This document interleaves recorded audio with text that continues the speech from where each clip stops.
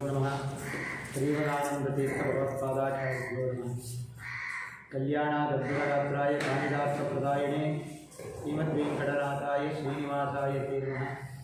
ब्रह्मान्तगुरुवा साक्षात् इष्टं दैवं बृहस्पति आचार्य श्रीमदाचार्य सन्तु मे जन्म जन्मनि अत्तिकल्पितकल्पोऽयं प्रत्यक्षगजकेसरी व्यासतीर्थगुरुभूया तत्त्वदिट्टार्थसिद्धये भावबोधगुरुं सेवा रघोत्तमहागुरुं यशशिष्याध्यायः किङ्कण्णाचार्यः मोकोऽपि यत्प्रसादेन मुकुन्दशयनायते राजराजायते विष्णो राघवेन्द्रं समाश्रये तपस्वाध्याय शुश्रूषकृष्णपूजात्मनिं विश्वेशं इष्टतां मध्ये परिवराट्चक्रवर्तिः वृत्तिमण्डलमध्यस्थ पूर्णबोधमदानक वैष्णवहृदय नमस्ये गुರು ನಮ.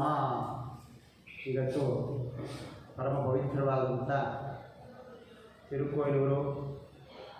ತಿರುಕೋಯಿಲೂರು ಅಂತಂದಾಗಲೇ ನಮಗೆಲ್ಲ ನೆನಪಿಗೆ ಬರಬೇಕಾದ್ದು ತ್ರಿವಿಕ್ರಮ ದೇವರ ಸನ್ನಿಧಾನ ಅಂಥ ಕ್ಷೇತ್ರವನ್ನೇ ಸ್ವಾಮಿಗಳು ಸೆಲೆಕ್ಟ್ ಮಾಡಿದ್ದಾರೆ. ಪಂಚಕೃಷ್ಣರಣ್ಯ ಕ್ಷೇತ್ರ ಅಂತ ರುದ್ರದೇವರ ಕೈಲಿರತಕ್ಕಂಥ ಶಿವಧನಸಿಗೆ ಪಿನಾಕಿನಿ ಅಂತ ಹೇಳೋದು. ಆ ಧನಸ್ಸಿನ ಅಂಶವೇ ಆ ನದಿ.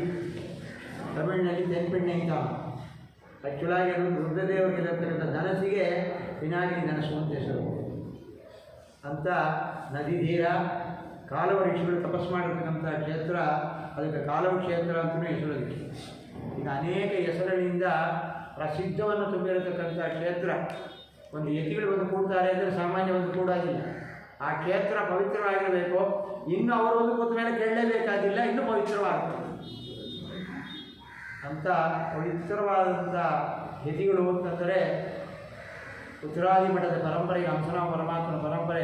ಉತ್ತರಾದಿ ಮಠದ ಪರಂಪರೆಯಲ್ಲಿ 14ನೇ ಪೀಠಾಧಿಪತಿಗಳಾಗಿ ಅವರೋಹಣ ಮಾಡಿರ್ತಕ್ಕಂಥ ಮಹಾನುಭಾವರು ರಘೋತ್ತಮ ಸ್ವಾಮಿಗಳು. ನಮ್ಮ ಮಧ್ವಮತದಲ್ಲಿ ನಾವು ಮುಖ್ಯವಾಗಿ ಹೇಳಬೇಕು ಅಂದರೆ, ಮಧ್ವಮತದಲ್ಲಿ 3 ಯತಿಗಳು ಭೂಸ್ಪರ್ಶವಿಲ್ಲದೆ ಸ್ವರ್ಣದ ಅರಿವಾಣದಲ್ಲಿ ಅವತಾರ ಮಾಡಿರ್ತಕ್ಕಂಥದ್ದು 3 ಮಹನೀಯರು. ಅದರಲ್ಲಿ ಒಂದು ಪ್ರಹ್ಲಾದರಾಜರ ಅವತಾರ ಸಂಭೂತರಾದಂಥ ವ್ಯಾಸರಾಜರು, ಮತ್ತೊಂದು ಋಷಿಗಣಸ್ಥರಾದಂಥ ವಾದರಾಜರು, ಈಗ 3ನೇದು ನೈಋತ್ಯಂ ಸಂಭೂತರಾದಂಥ ರಘೋತ್ತಮ ಸ್ವಾಮಿ. ಇವರು 3 ಜನವೂ ಕೂಡ, ಈ 3 ಮಹನೀಯರು ಕೂಡ ಭೂಸ್ಪರ್ಶವೇ ಇಲ್ಲ. ಅವರ ಅಷ್ಟೋತ್ತರೇ ಬರುತ್ತೆ. ಭೂಸ್ಪರ್ಶರಹಿತಾಯ ನಮಃ, ಮಾತೃಕ್ಷೀರರಹಿತಾಯ ನಮಃ, ಹಾಗೆ ಅಂತಲೇ ಬರುತ್ತೆ. ಆ ಕಾಲಿ ತಾಯಿ ಆಗಿಲ್ಲ ಅಂದರೆ ಒಂದೇ ಇಲ್ಲ. ಈ ಕಾಲಿ ಎಲ್ಲವೇ ಮಾತೃಕ್ಷೀರಹಿತ, ಯಾರಿಗೆ? ಹಾಗೆ ಅಂಥ ಒಂದು 3 ಮಹನೀಯರಲ್ಲಿ 3ನೇ ಮಹಿಳೆಯಾಗಿ ಸ್ವರ್ಣದ ಅರಿವಾಣದಲ್ಲಿ ಅವತಾರ ಮಾಡಿರ್ತಕ್ಕಂಥ ಮಹಾನುಭಾವರು ಅಂತಂದರೆ ರಘೋತ್ತಮ ಸ್ವಾಮಿಗಳು. ಅವರು ಅನೇಕ ವಿಷಯಗಳನ್ನೆಲ್ಲ ಮಾಡಿ 5 ಗ್ರಂಥಗಳು, ಅದಕ್ಕೆ ಪಂಚಭಾವಬೋಧ ಅಂತ 5 ಗ್ರಂಥಗಳನ್ನು ಮಾಡಿರ್ತಕ್ಕಂಥ ಕ್ಷೇತ್ರವೇ ಶ್ರೀರಂಗ ಕ್ಷೇತ್ರ. ಇವತ್ತು ನಾವು ನೋಡ್ತಾ ಶ್ರೀರಂಗ ಕ್ಷೇತ್ರದಲ್ಲಿ ರಘೋತ್ತಮವರು ಪ್ರತಿಷ್ಠೆ ಮಾಡಿರ್ತಕ್ಕಂಥ ವಾಯುದೇವರ ಸನ್ನಿಧಾನ. ಆ ವಾಯುದೇವರ ಸನ್ನಿಧಾನಕ್ಕೆ ಹೆಸರೇ ಭಾವಬೋಧಾಂಜನೇಯರು ಅಂತಲೇ ಹೆಸರು. ಆ ಪ್ರಾಣದೇವರನ್ನ ಪ್ರತಿಷ್ಠೆ ಮಾಡಿ ಆ ಪ್ರಾಣದೇವರನ್ನು ನೋಡ್ತಾ, ಆ ಗೋಪುರವನ್ನು ನೋಡ್ತಾ 5 ಗ್ರಂಥವನ್ನು ರಚನೆ ಮಾಡಿದ್ದಾರೆ. ಅದರಿಂದಲೇ ನಾವು ಒಂದೊಂದು ವರ್ಷ ರಘೋತ್ತಮರ ಆರಾಧನೆ ಮಾಡೋ ದಿನ ಹೋಮಾನ ಹೋಮ ಮಾಡಿ ರಘೋತ್ತಮರ ಆರಾಧನೆ ಮಾಡಬೇಕು. ಸುಮಾರು 15 ವರ್ಷದ ಮೇಲೆ ನಡೀತಾ ಇದೆ. ಅದು ಭಾನುವಾಸರ ಅಂದರೆ ಇನ್ನೂ ವಿಶೇಷ ಹೋಮಾನ. ಇವತ್ತು ನಕ್ಷತ್ರವು ಕೂಡ ರಾಯರ ನಕ್ಷತ್ರ, ಮೃಗಶಿರ ನಕ್ಷತ್ರ, ಅನೇಕ ವಿಷಯಗಳಿತ್ತು. ಆ ರೀತಿಯಾಗಿ ಎಲ್ಲದಕ್ಕಂಟ ಇನ್ನೂ ನಾವು ಒಂದು ಹೇಳಬೇಕು ಆಗಿತ್ತಂದರೆ, ಈ ರಘೋತ್ತಮ ಸ್ವಾಮಿಗಳ ಆರಾಧನೆ ಇನ್ಮೇಲೆ 11 ವರ್ಷ ಮಧ್ಯಾಹ್ನ ನಿಂತ್ಕೋಬೇಕು. ಅಯೋಧ್ಯೆಯಲ್ಲಿ ರಾಮದೇವರು ಪ್ರತಿಷ್ಠೆ ಆಗುತ್ತಾ ದಿನ ಅಂತ. ನಿನ್ನೆ ಸರಿಯಾಗಿ ರಘೋತ್ತಮ ಸ್ವಾಮಿಗಳ ಮಧ್ಯಾರಾಧನೆ ದಕ್ಷಿಣ ಭಾರತದಲ್ಲಿ ರಘೋತ್ತಮನ ಆರಾಧನೆ ಆದರೆ, ಉತ್ತರ ಭಾರತದಲ್ಲಿ ರಾಮದೇವರು ಪ್ರತಿಷ್ಠೆ ಮಾಡಿರ್ತಕ್ಕಂಥ ದಿನ. ಎಷ್ಟೊಂದು ಸರಿಯಾಗಿ ಟ್ಯಾಲಿಯಾಗಿದೆ ನೋಡ್ರಿ. ರಘೋತ್ತಮ ಸ್ವಾಮಿಗಳ ಆರಾಧನೆ ಅಂತಂದರೆ ಅವತ್ತು ರಾಮದೇವರು ಪ್ರಾತುರ್ಭೋತ್ಸವ ಅಂತ. ಯಾವ ರಾಮದೇವರನ್ನು ಪೂಜೆ ಮಾಡಿದ ರಘೋತ್ತಮಗಳು, ಅಂಥ ರಘೋತ್ತಮಗಳ ಆರಾಧನೆ ದಿನವೇ ಅಲ್ಲಿ ರಾಮದೇವರ ಪ್ರತಿಷ್ಠೆ ಆಗಿದೆ ಅಂತಂದರೆ ಎಷ್ಟೊಂದು ಪವಿತ್ರವಾದ ಅಂತ ನೋಡಿ. ಅಂಥ ವಿಶೇಷವಾದಂಥ ಎಲ್ಲ ಯತಿಗಳು ಕೂಡ ಹೋದ ವರ್ಷ ಇದೇ ದ್ವಾದಶಿ ನಾವು ನೋಡ್ತೇವೆ. ಅಭಿಜಿತ್ ಮುಹೂರ್ತದಲ್ಲಿ ಪ್ರತಿಷ್ಠೆ ಆಯಿತು. ಎಲ್ಲ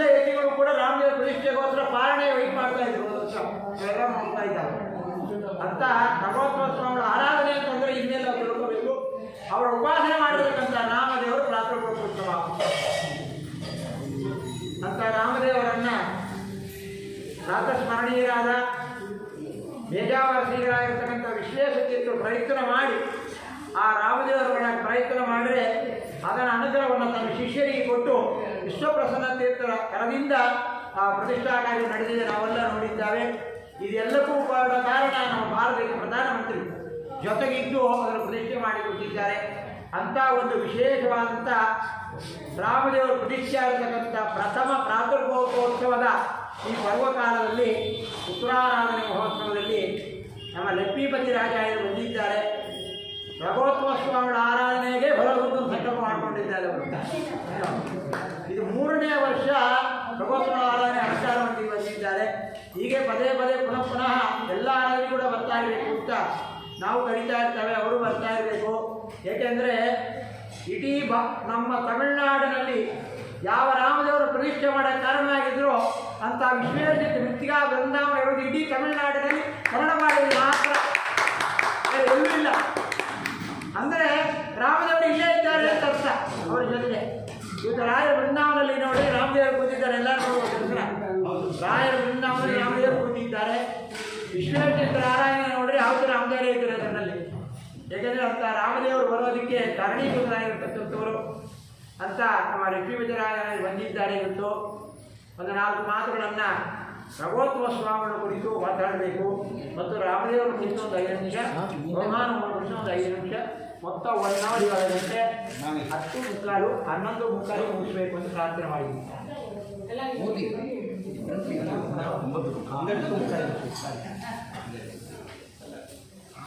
ಎಲ್ಲ ಸ್ವಲ್ಪ ಮುಂದೆ ಬನ್ನಿ. ಜಂಕ್ಷಲ್ಲ ಇವತ್ತು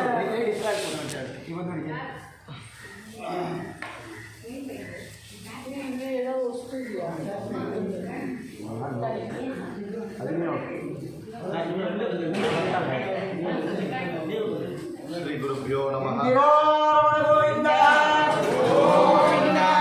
ಶಬ್ದ ಆಗಬೇಡಿ, ಸತ್ಪುರುಷಿಯನ್ನು ಶ್ರವಣ ಮಾಡಬೇಕು. ಗೊತ್ತಿಲ್ಲ ಸತ್ಪುರುಷನ ಶ್ರೀ ಗುರುಭ್ಯೋ ನಮಃ. ಪರಮ ಗುರುಭ್ಯೋ ನಮಃ. ಶ್ರೀಮದಾನಂದತೀರ್ಥ ಭಗವತ್ಪಾದಾಚಾರ್ಯ ಗುರುಭ್ಯೋ ನಮಃ. ಹರಿ ಓಂ. ಕಲ್ಯಾಣಾತ್ಮಕಗಾತ್ರಾಯ ಕವಿದಾರ್ಥಪ್ರದಾಯಿನೇ ಶ್ರೀಮದ್ವೆಂಕಟನಾಥಾಯ ಶ್ರೀನಿವಾಸಾಯ ತೇ ನಮಃ. ಹಯಗ್ರೀವ ಹಯಗ್ರೀವ ಹಯಗ್ರೀವೇದ್ಯೋ ವದಯತೆ ತಸ್ಯ ನಿಸ್ಸರತೆ ವಾಣಿ ಗರ್ಗಗಂಧಾಗವತೆ. ಕೃಷ್ಣಾಯ ವಾಸುದೇವಾಯ ಹರಯೇ ಪರಮಾತ್ಮನೇ ಪ್ರಣತಕ್ಲೇಶನಾಶಾಯ ಗೋವಿಂದಾಯ ನಮೋ ನಮಃ. ಬುದ್ಧಿರ್ಬಲಂ ನಿಶೋಧೈರ್ಯಂ ನಿರ್ಭಯತ್ವಮರೋಗತಾಮಜಾಡ್ಯಂ ವಕ್ಪಡತ್ವಂ ಚ ಹನುಮನ್ಸ್ಮರಣಾತ್ ಭವೇತ್. ಅಭ್ರಮಂ ಭಂಗರಹಿತಂ ಅಜಡಂ ವಿಮಲಂ ಸದಾ ಆನಂದತೀರ್ಥಮತುಲಂ ಭಜೆ ತಾಪತ್ರಯಾಪಹಂ. ಚಿತ್ರೈಃ ಪದೈಶ್ಚ ಗಂಭೀರೈಃ ವಾಕ್ಯೈರ್ಮಾನೈರ್ಖಂಡಿತೈಃ ಗುರುಭಾವಂ ವಿಜಯಂತಿ ವಾಕ್ಯಶ್ರೀ ಜಯತೀರ್ಥವಾಕ್. तं वन्दे नृसिंहतीर्थनिलयं श्रीव्यासराजपूजितं ध्यायन्तं मनसा नृसिंहशरणं श्रीपादराजं गुरुम्. अर्थकल्पितकल्पोऽयं प्रत्यर्थिगतकेसरी श्रीव्यासतीर्थगुरुर्भूयादस्मदिष्टार्थसिद्धये. तपो विद्या विरक्त्यादि सद्गुणौकाकराणकं वादिराजगुरुं वन्दे हयग्रीवपदाश्रयान्. भक्तानां मानसां भोजबाणवे कामधेनवे नमतां कल्पतरवे धीन्द्रगुरवे नमः. प्रणवत्कामधेनुं च भजस्वरतरूपं श्रीभावबोधकृत्पादचिन्तामणिमुपास्महे. भावबोधकृतं सेवे रघुत्तममहागुरुं. शिष्याद्याः टिप्पण्याचार्यसंहिताः कुशाग्रमतये भानुद्वितये वादिबीतये आराधितश्रीपतये श्रीतुतीन्द्रमतये नमः. पूज्याय राघवेन्द्राय सत्यधर्मरताय च भजतां कल्पवृक्षाय नमतां कामधेनवे. तपस्वाध्याय शुश्रूषा कृष्णपूजारतं मुनिं विश्वेशमिष्टदं वन्दे परिव्राट्चक्रवर्तिनम्. आपादमौलिपर्यन्तं गुरूणाम् आकृतिं स्मरेतेन विघ्नाः प्रणश्यन्ति सिद्ध्यन्ति च मनोरथाः. श्रीगुरुभ्यो नमः. हरिः ओम्.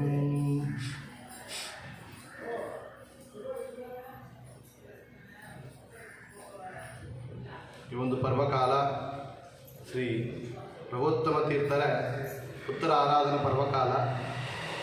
ಕನ್ನಡ ಪಾಳೆಯ ಆಚಾರು ಅದು ಸಂಕ್ಷಿಪ್ತವಾಗಿ ಎಲ್ಲನೇ ಹೇಳಿಬಿಟ್ಟಿದ್ದಾರೆ. ರಘುತ್ತಮ ಸ್ವಾಮಿಗಳ ಇಡೀ ಚರಿತ್ರವನ್ನು ಒಂದು 5 ನಿಮಿಷ ಕಾಲದಲ್ಲಿ ಅದು ಪೂರ್ತಿಯಾಗಿ ಹೇಳಿದ್ದಾರೆ. ಅದು ರಾಯರ ಬಗ್ಗೆ ಹೇಳಬೇಕಾದರೆ ಸಂಕ್ಷಿಪ್ತ ವಿಸ್ತಾರಾಭ್ಯಾಂ ಪ್ರವದಂತಿ ಮನೀಷಿನಃ ಅಂತ ಸಾಮರ್ಥ್ಯ ಆ ಪಂಡಿತರು ಅಂದರೆ ಹೆಂಗಿರಬೇಕು ಅಂದರೆ ಚಿಕ್ಕ ವಿಷಯನ ವಿಸ್ತಾರವಾಗಿ ಹೇಳಲಿಕ್ಕೆ ಸಾಧ್ಯ ಆಗುತ್ತೆ, ದೊಡ್ಡದಾದಂಥ ವಿಷಯಗಳನ್ನ ಸಂಕ್ಷಿಪ್ತವಾಗಿ ಹೇಳಲಿಕ್ಕೆ ಸಾಧ್ಯ ಅಂದರೆ ಅದು ಆಚಾರ್ಯರು ಮಾಡಿ ತೋರಿಸಿದ್ದಾರೆ. ಅಣುಭಾಷ್ಯ ಅಂತ ಇಡೀ ಬ್ರಹ್ಮಸೂತ್ರ ಭಾಷೆಯನ್ನು ಅಣುಭಾಷ್ಯ ಅಂತ 32 ಶ್ಲೋಕಗಳಿಡಿ. ಆ ಆಚಾರ್ಯರ ಪರಂಪರೆಯಲ್ಲಿ ಬಂದಿರುವಂತಹ ರಾಯರು ಮಹಾಭಾರತ ತಾತ್ಪರ್ಯವನ್ನು 5000 ಗ್ರಂಥ ಶ್ಲೋಕಗಳನ್ನು ಒಂದೇ ಮಹಾಭಾರತ ತಾತ್ಪರ್ಯನ್ನೇ ಭಾವಸಂಗ್ರಹ ಅಂತ 32 ಶ್ಲೋಕಗಳಲ್ಲಿ, ಅದೇ ಆಚಾರ್ಯರ ಚರಿತ್ರೆಯನ್ನು ಹೇಳುವಂಥ ಹನುಮಧ್ವ ವಿಜಯಕ್ಕೆ 32 ಶ್ಲೋಕಗಳಲ್ಲಿ ನಾರಾಯಣ ಪಂಡಿತಾಚಾರ್ಯರು ಮಾಡಿಕೊಟ್ಟ ಗ್ರಂಥವನ್ನು ವಿಸ್ತಾರವಾಗಿ ಅದಕ್ಕೆ ವ್ಯಾಖ್ಯಾನವನ್ನು ಮಾಡಿಕೊಟ್ಟಿದ್ದಾರೆ ಅಂತ ರಾಯರ ಚರಿತ್ರೆಯಲ್ಲಿ ಕೇಳ್ತೇವೆ. ಅದೇ ರೀತಿಯಲ್ಲಿ ನಮ್ಮ ಕನ್ನಡ ಪಾಳೆಯ ಆಚಾರ್ಯರು ವಿಶೇಷವಾಗಿ ರಘುತ್ತಮ ತೀರ್ಥರ ಮಹಿಮೆಯನ್ನು ಸಂಕ್ಷಿಪ್ತವಾಗಿ ಹೇಳಿ ನಮಗೆ ಒಂದು ನಾಂದಿಯನ್ನು ಮಾಡಿಕೊಟ್ಟಿದ್ದಾರೆ. ನಮ್ಮ ಆಚಾರ್ಯರ ಪರಂಪರೆಯಲ್ಲಿ ಹೇಳಬೇಕಾದರೆ ಶ್ರೀಮಧ್ವಃ ಕಲ್ಪವೃಕ್ಷಸ್ತು ಜಯಾರ್ಯ ಕಾಮದುಕ್ ಸ್ಮೃತಃ ಚಿಂತಾಮಣಿಸ್ತು ವ್ಯಾಸಾರ್ಯ ಮುನಿತ್ರಯ ಮುದಾಹೃತ ಅಂತ. ಮುನಿತ್ರಯರು ಅಂತ ಪ್ರಸಿದ್ಧಿ ಶ್ರೀಮುಷ್ಣ ಮಹಾತ್ಮೆಯಲ್ಲಿ ಬಂದಿದೆ. ಆಚಾರ್ಯರು ಕಲ್ಪವೃಕ್ಷ, ಶ್ರೀಮಧ್ವಃ ಕಲ್ಪವೃಕ್ಷಸ್ತು ಜಯಾರ್ಯ ಕಾಮದುಕ್ ಸ್ಮೃತಃ. ಜಯಾರ್ಯರು ಜಯತೀರ್ಥರು, ಕಾಮಧೇನು ಅಂದರೆ ವ್ಯಾಸರಾಜರು ಚಿಂತಾಮಣಿ ಅಂತ. ಚಿಂತಾಮಣಿಸ್ತು ವ್ಯಾಸಾರ್ಯ ಅಂತ ಮುನಿತ್ರಯರು, ಮಧ್ವಮುನಿ, ಜಯಮುನಿ, ವ್ಯಾಸಮುನಿ ಅಂತ 3 ಜನರು ಪ್ರಸಿದ್ಧಿ ಅಂತ ನೋಡ್ತೇವೆ. ಆದರೆ ಇವರು 3 ಜನ ಮಾತ್ರ, ಈ 3 ಯತಿಗಳು ಮಾತ್ರ ಚಿಂತಾಮಣಿ ಕಾಮಧೇನು ಅಂತ ಇಲ್ಲ. ನಮ್ಮ ಇಡೀ ಮಧ್ವ ಪರಂಪರೆಯಲ್ಲಿ ಎಲ್ಲ ಯತಿಗಳನ್ನೇ ಕಾಮಧೇನು, ಚಿಂತಾಮಣಿ, ಕಲ್ಪವೃಕ್ಷ ಅಂತ ನಾವು ನೋಡ್ತೇವೆ. ಭಕ್ತಾಣ ಮಾನಸಾಂಭೋಜ ಬಾಣವೇ ಕಾಮಧೇನವೇ ನಮತಾಂ ಕಲ್ಪದರವೇ ಜಯೀಂದ್ರ ಗುರವೇ ನಮಃ ಅಂತ ವಿಜಯೇಂದ್ರನ ಕಾಮಧೇನು ಚಿಂತಾಮಣಿ ಅಂತ ಕೊಂಡಾಡಿದ್ದೆವು. ಇಲ್ಲಿ ಪ್ರಣವತ್ ಕಾಮಧೇನುಂಚ ಭಜತ್ಸುರತ ರೂಪವಂ ಶ್ರೀ ಭಾವಬೋಧ ಕೃತ್ಪಾದ ಚಿಂತಾಮಣಿ ಉಪಾಸ್ಮಹೆ ಅಂತ. ಕಾಮಧೇನು ಸುರತರು ಅಂದರೆ ಕಲ್ಪವೃಕ್ಷ, ಚಿಂತಾಮಣಿ ಉಪಾಸ್ಮಹೆ ಅಂತ ಭಾವಬೋಧ ಕೃತ ಅಂತ. ಭಾವಬೋಧ ಎಂಬ ಗ್ರಂಥವನ್ನು ಆಚಾರ್ಯ ಹೇಳಿದರು. ಪಂಚಭಾವಬೋಧ ಗ್ರಂಥಗಳನ್ನು ರಚನೆ ಮಾಡಿದ್ದಾರೆ. ಭಾವಬೋಧಕಾರರು ಅಂತವೇ ಪ್ರಸಿದ್ಧಿ. ಭಾವಬೋಧ ಕೃತ್ಪಾದ ಚಿಂತಾಮಣಿ ಉಪಾಸ್ಮಹೆ ಅವರು ಚಿಂತಾಮಣಿ ಕಾಮಧೇನು ಕಲ್ಪವೃಕ್ಷವಾಗಿ ಇದ್ದಾರೆ ಅಂತ ಅವರನ್ನು ನಾವು ಸ್ಮರಣ ಮಾಡುತ್ತೇವೆ. ಇನ್ನೊಂದು ವಿಶೇಷ ಅಂತ ಕೇಳಿದರೆ ರಘುತ್ತಮ ತೀರ್ಥರ ಬಗ್ಗೆ ನೋಡಿದಾಗ ಭಾವಬೋಧ ಕೃತಂ ಸೇವೆ ರಘುತ್ತಮ ಮಹಾಗುರು ಯಚ್ಚಿಷ್ಯ ಶಿಷ್ಯಾದ್ಯಾಹ ಟಿಪ್ಪಣ್ಯಾಚಾರ್ಯ ಸಂಹಿತಾ ಅಂತ. ನಮ್ಮ ಆಚಾರ್ಯರು ವೇದವ್ಯಾಸರು ಮೂಲ ಗ್ರಂಥಕಾರರು. ಮಹಾಭಾರತ ಇತ್ಯಾದಿ ಮೂಲ ಗ್ರಂಥಗಳ ರಚನೆ ಮಾಡಿದ ಭಗವಂತನ ಸಾಕ್ಷಾತ್ ಅವತಾರ. ಆ ಮೂಲ ಗ್ರಂಥಕ್ಕೆ ಭಾಷ್ಯವನ್ನು ಕೊಟ್ಟ ಆಚಾರ್ಯರು ಅಂದರೆ ಸರ್ವಮೂಲಕಾರರು. ಆಚಾರ್ಯರು 37 ಗ್ರಂಥವನ್ನು ನಮಗಾಗಿ ಕೊಟ್ಟಿದ್ದಾರೆ. ಆಚಾರ್ಯರು ಅಮಗ ಬಂದಿರುವಂತಹ ಪದ್ಮನಾಭ ತೀರ್ಥರು, ನರಹರಿ ತೀರ್ಥರು, ಮಾಧವ ತೀರ್ಥರು, ಅಕ್ಷೋಭಿ ತೀರ್ಥರು, ತ್ರಿವಿಕ್ರಮ ಪಂಡಿತಾಚಾರ್ಯರವರೆಲ್ಲ ಪ್ರಾಚೀನ ಟೀಕಾಕಾರರು ಅಂತ ಪ್ರಸಿದ್ಧಿ. ಮುಂದೆ ಅದಾವುದು ಟೀಕಾಚಾರ್ಯರಿಗೆ ಬರಲಿಕ್ಕೆ ಮುಂಚೆಯೇ ಕೂಡ ಟೀಕಾಗ್ರಂಥಗಳ ರಚನೆ ಮಾಡಿದಿರುವಂತಹ ಆಚಾರ್ಯರುಗಳು ಅವರೆಲ್ಲ ಪ್ರಾಚೀನ ಟೀಕಾಕಾರರು. ಟೀಕಾಚಾರ್ಯರು ಜಯತೀರ್ಥರು ಟೀಕಾಕಾರರು ಅಂತ ಪ್ರಸಿದ್ಧವಾಗಿದ್ದಾರೆ. ಆಮೇಲೆ ಬಂದ ಪರಂಪರೆಯಲ್ಲಿ ಬಂದಿರುವಂತಹ ರಾಯರು, ಮುಖ್ಯವಾಗಿ ರಘುತ್ತಮರು ಟಿಪ್ಪಣಿಕಾರರು ಅಂತ ಪ್ರಸಿದ್ಧಿಯಾಗಿದ್ದಾರೆ. ಆ ಟಿಪ್ಪಣಿಕಾರರು ರಘುತ್ತಮರು ಎಂಬುದ ಒಂದು ವಿಶೇಷವನ್ನು ನೋಡಿದರೆ ಅದು ಮಾತ್ರ ಇಲ್ಲದೆ ಅವರು ತಾಮಾತ್ರ ಟಿಪ್ಪಣಿಕಾರರಾಗಿ ಮಾಡಿಕೊಂಡವರು ಮಾತ್ರ ಅಲ್ಲ, ತಮ್ಮ ಶಿಷ್ಯರನ್ನ ಎಲ್ಲರೂ ಶಿಷ್ಯಾದ್ಯಾಹ ಟಿಪ್ಪಣ್ಯಾಚಾರ್ಯ ಸಂಹಿತಾ, ತಮ್ಮ ಶಿಷ್ಯರು ಅಂತ ಇಡೀ ಪರಂಪರೆಯನ್ನೇ ಕೂಡ ಟಿಪ್ಪಣಿಕಾರರು ಎಂಬ ಪ್ರಸಿದ್ಧವಾಗಿ ಮಾಡುವಂತಹ ದೊಡ್ಡ ಸಾಮರ್ಥ್ಯ ರಘುತ್ತಮ ತೀರ್ಥರಿಗಿದೆ ಅಂತ ಅವರ ಚರಿತ್ರೆಯನ್ನು ನಾವು ನೋಡ್ತೇವೆ. ಅಂತ ವಿಶೇಷವಾದ ರಘುತ್ತಮ ತೀರ್ಥರ ಆರಾಧನೆ, ಉತ್ತರ ಆರಾಧನಾ ಪರ್ವಕಾಲ ಪುಷ್ಯಮಾಸ ಶುಕ್ಲಪಕ್ಷ ತ್ರಯೋದಶಿ. ಇವತ್ತು ನಿನ್ನೆ ಪುಷ್ಯಮಾಸದ ಶುಕ್ಲಪಕ್ಷದ ದ್ವಾದಶಿ. ಅದು ಆ್ಯಕ್ಚುಲ ಅವರು ಮಧ್ಯ ಆರಾಧನೆ, ಏಕಾದಶಿ ಅವರಿಗೆ ಆ್ಯಕ್ಚುಲ ಆರಾಧನೆಯಾಗಿದೆ. ಏಕಾದಶಿ ನಾವು ವೈಭವವನ್ನು ಮಾಡೋದಿಲ್ಲ, ಅದು ದ್ವಾದಶಿ ದಿವಸ ಮಾಡಿದ್ದೇವೆ. ಇವರು ಕಾಲ ಅಂತ ನೋಡಿದರೆ 1556ರಿಂದ 1596ವರೆಗೆ 40 ವರ್ಷ ಪೀಠದಲ್ಲಿ ಇದ್ದು ರಾಮದೇವರನ್ನ ಪೂಜೆ ಮಾಡಿದ ಮಹನೀಯರು. ನಾವು ಸಮೀಪ ಕಾಲದಲ್ಲಿ ಇದ್ದವರು ಅಂದರೆ ಸತ್ಯ ಪ್ರಮೋದ ತೀರ್ಥರು. ಅವರನ್ನು ಹೇಳಿದಾಗಲೇ ನೈಮಿನ್ಯಾಯ ಸುಧಾರತಾನ್ ಶ್ರೀ ಅದರ ಸತ್ಯಾಭಿಜ್ಞೆ ಕರಾಬ್ಜೋತಾನ್ 50 ವರ್ಷ ಪೂಜಕ ಅಂತ 50 ವರ್ಷ ರಾಮದೇವರನ್ನು ಪೂಜೆ ಮಾಡಿದವರು. ಅಂದರೆ ಅವರು ಯಾತಕ್ಕೆ ಅಂತ ಮಹಿಮೆ ಅಂದರೆ ರಘುತ್ತಮ ತೀರ್ಥರನ್ನ ಸ್ಮರಣ ಮಾಡಿದ ಮಹಿಮೆ ಅವರು 50 ವರ್ಷ ಮಾಡಿದ್ದಾರೆ. ರಘುತ್ತಮ ತೀರ್ಥ 40 ವರ್ಷ ಪೀಠದಲ್ಲಿ ಇದ್ದು ಪೀಠಾಧೀಶರಾಗಿದ್ದು ರಾಮದೇವರನ್ನ ಪೂಜೆ ಮಾಡಿದ ಮಹನೀಯರು ಅಂತ. ಆಚಾರ್ಯ ಹೇಳಿದರು ಮುಖ್ಯವಾಗಿ ಅವರು ನಿವೃತ್ತಿ ಅಂಶ ಸಂಭೂತರು ಅಂತ. ನಿವೃತ್ತಿ ದೇವತೆ ಅಷ್ಟದಿಗ್ಬಾಲಕ ನಾವು ಕೇಳಿದ್ದೆವು, ಇಂದ್ರ, ಅಗ್ನಿ, ಈಶಾನ್ಯ, ಹಿಂಗೆ ಯಮ, ಕುಮೇರ ಇತ್ಯಾದಿ 8 ಜನ ಅಂತ ಹೇಳಿದರೆ 8ನೇ ಒಂದು ನಿವೃತ್ತಿ ದೇವತೆ. ಆ ನಿವೃತ್ತಿ ಅಂಶ ಸಂಭೂತರು ರಘುತ್ತಮ ತೀರ್ಥರು ಅಂತ. ಇನ್ನೊಂದು ಮುಖ್ಯವಾಗಿ ತಿಳಿಯಬೇಕಾದರೆ ಮಹಾಭಾರತದಲ್ಲಿ ಭೀಮಸೇನನ ಮಗನಾಗಿ ಅವತಾರ ಮಾಡಿರುವಂತಹ ಘಟೋದ್ಗಜ ಅವನು ನಿವೃತ್ತಿ ದೇವತಾ ಅಂಶ ಸಂಭೂತ. ಆ ಘಟೋದ್ಗಜನೇ ಮತ್ತು ಈ ಕಲಿಯುಗದಲ್ಲಿ ರಘುತ್ತಮ ತೀರ್ಥರಾಗಿ ಅವತಾರವನ್ನು ಮಾಡಿದ್ದಾರೆ ಅಂತ. ಏನು ವಿಶೇಷ ಅಂತ ಕೇಳಿದರೆ, ಘಟೋದ್ಗಜ ದೊಡ್ಡ ಚಾಲೆಂಜ್ ಆಗಿದ್ದ ಕೌರವ ಆ ಸೈನ್ಯಕ್ಕೆ. ಅವನ ಗೆದ್ದರ ಸಾಕು ಒಂದು ಪರಿಸ್ಥಿತಿ ಆಗಿತ್ತು ಅವರಿಗೆ. ಕರ್ಣ ಅರ್ಜುನನಾಗಿ ಮೀಸಲಿಟ್ಟ ಅಸ್ತ್ರವನ್ನು ಘಟೋದ್ಗಜನಿಗೆ ಪ್ರಯೋಗ ಮಾಡಿದ ಅಂತ ಕೇಳ್ತೇವೆ ಮಹಾಭಾರತದಲ್ಲಿ. ಪ್ರಯೋಗ ಮಾಡಿದಾಗ ಕೆಳಗೆ ಬಿಡಬೇಕಾದರೆ ಕೃಷ್ಣ ಹೇಳಿದಂತೆ ಭೀಮನಲ್ಲಿ, ಈ ಕಡೆ ಬಿಡಬಾರದು, ಆ ಸೈನ್ಯ ಕಡೆ ಬಿಡಲಿ ಅಂತ. ಯಾತಕ್ಕೆ ಅಂದ್ರೆ ಬೇಗ ಬಿದ್ದ ಜಾಗ ಅಷ್ಟು ಕೊಳ್ಳ ಸಾಮರ್ಥ್ಯ ಇತ್ತು. ಆಗ ಕೃಷ್ಣನ ಅರ್ಪಣೆ, ವಾಯುದೇವರ ಸೇವೆ ಅಂತ ಹೇಳಿ ಘಟೋದ್ಗಜ ಕೌರವ ಸೇನೆಯ ಮೇಲೆ ಬಿದ್ದು ಆಗಲೂ ಎಷ್ಟೋ ಜನನ ಕೊಂದು ಅಲ್ಲಿ ಸಂಹಾರವನ್ನು ಮಾಡಿದ್ದಾನೆ ಅಂತ ಕೇಳ್ತೇವೆ. ಅಂತ ಕೃಷ್ಣನೇ ವೇದವ್ಯಾಸ ದೇವರು, ಅಂತ ಭೀಮಸೇನರೇ ಈ ಕಲಿಯುಗದಲ್ಲಿ ಆಚಾರ್ಯರು. ಆ ವೇದವ್ಯಾಸರಿಗೆ, ಅಲ್ಲಿ ಕೃಷ್ಣನಿಗೆ, ವಾಯುದೇವರಿಗೆ, ಭೀಮಸೇನರಿಗೆ ಸೇವೆ ಮಾಡಿದ ಘಟೋದ್ಗಜ ಈ ಕಲಿಯುಗದಲ್ಲಿ ವೇದವ್ಯಾಸರ ಮೂಲ ಗ್ರಂಥಗಳಿಗೆ, ಅದೇ ಆಚಾರ್ಯರ ಸಮಮೂಲ ಗ್ರಂಥಗಳಿಗೆ ಟಿಪ್ಪಣಿ ಗ್ರಂಥಗಳನ್ನು ಕೊಡಲಕ್ಕಾಗಿ ಇಲ್ಲಿ ರಘುತ್ತಮರಾಗಿ ಅವತಾರವನ್ನು ಮಾಡಿದ್ದಾರೆ ಅಂತ ನಾವು ತಿಳಿಯಬೇಕು. ಈ ಒಂದು ವಿಷಯ ಅಂತ ಕೇಳಿದರೆ, ಅವರು ಪೂರ್ವ ಅವತಾರ, ಪೂರ್ವಾಶ್ರಮದಲ್ಲಿ ನಾವು ಕೇಳುತ್ತೇವೆ. ಅವರು ಬೃಂದಾವನ ಮಣಂಪೂಂಡಿ ಅಂತ, ವಿವಾಹ ಮಂಟಪ ಅಂತ ಹೆಸರು. ಮಣ ಅಂತ ತಮಿಳು ಹೆಸರು, ತಿರುಮಣ ಅಂತ ಹೇಳ್ತೇವೆ. ಮಣಂಪೂಂಡಿ ಅಂತ ಆ ಗ್ರಾಮಕ್ಕೆ ಹೆಸರು. ಆ ಗ್ರಾಮದಲ್ಲಿ ಆಚಾರ್ಯ ಹೇಳಿದಂತೆ ತೆನ್ಬೆಣ್ಣೆಯರು ಅಂದರೆ ಕೃಷ್ಣಾರ್ಯ ಕ್ಷೇತ್ರ, ತ್ರಿವಿಕ್ರಮ ದೇವರು ಇರುವಂತಹ ಕ್ಷೇತ್ರ. ವಾದಿರಾಜರು ತನ್ನ ತೀರ್ಥ ಪ್ರಬಂಧದಲ್ಲಿ ಈ ವಿಷಯವನ್ನು ಕೋಟ್ ಮಾಡ್ತಾರೆ. ಈ ಕ್ಷೇತ್ರದ ಬಗ್ಗೆ ಬರೆದಿದ್ದಾರೆ ವಾದಿರಾಜರು. ಅಂತ ವಿಶೇಷವಾದ ಕ್ಷೇತ್ರದಲ್ಲಿ ಅವರು ಬೃಂದಾವನಸ್ಥರಾಗಿದ್ದಾರೆ ಅಂತ ಕೇಳ್ತೇವೆ. ಅವರು ಪರಂಪರೆ ಅಂತ ನೋಡಿದರೆ, ಆಚಾರ್ಯರ ಪರಂಪರೆಯಲ್ಲಿ ಪದ್ಮನಾಭ ತೀರ್ಥರು, ನರಹರಿ ತೀರ್ಥರು, ಮಾಧವ ತೀರ್ಥರು, ಅಕ್ಷೋಭ್ಯ ತೀರ್ಥರು 4 ಜನ ಪ್ರಧಾನ ಶಿಷ್ಯರುಗಳು. ಆ ಅಕ್ಷೋಭ್ಯ ತೀರ್ಥರ ಶಿಷ್ಯರೇ ಅವರೇ ಜಯತೀರ್ಥರು. ಜಯತೀರ್ಥರ ಶಿಷ್ಯರು ವಿದ್ಯಾಧಿರಾಜ ತೀರ್ಥರು.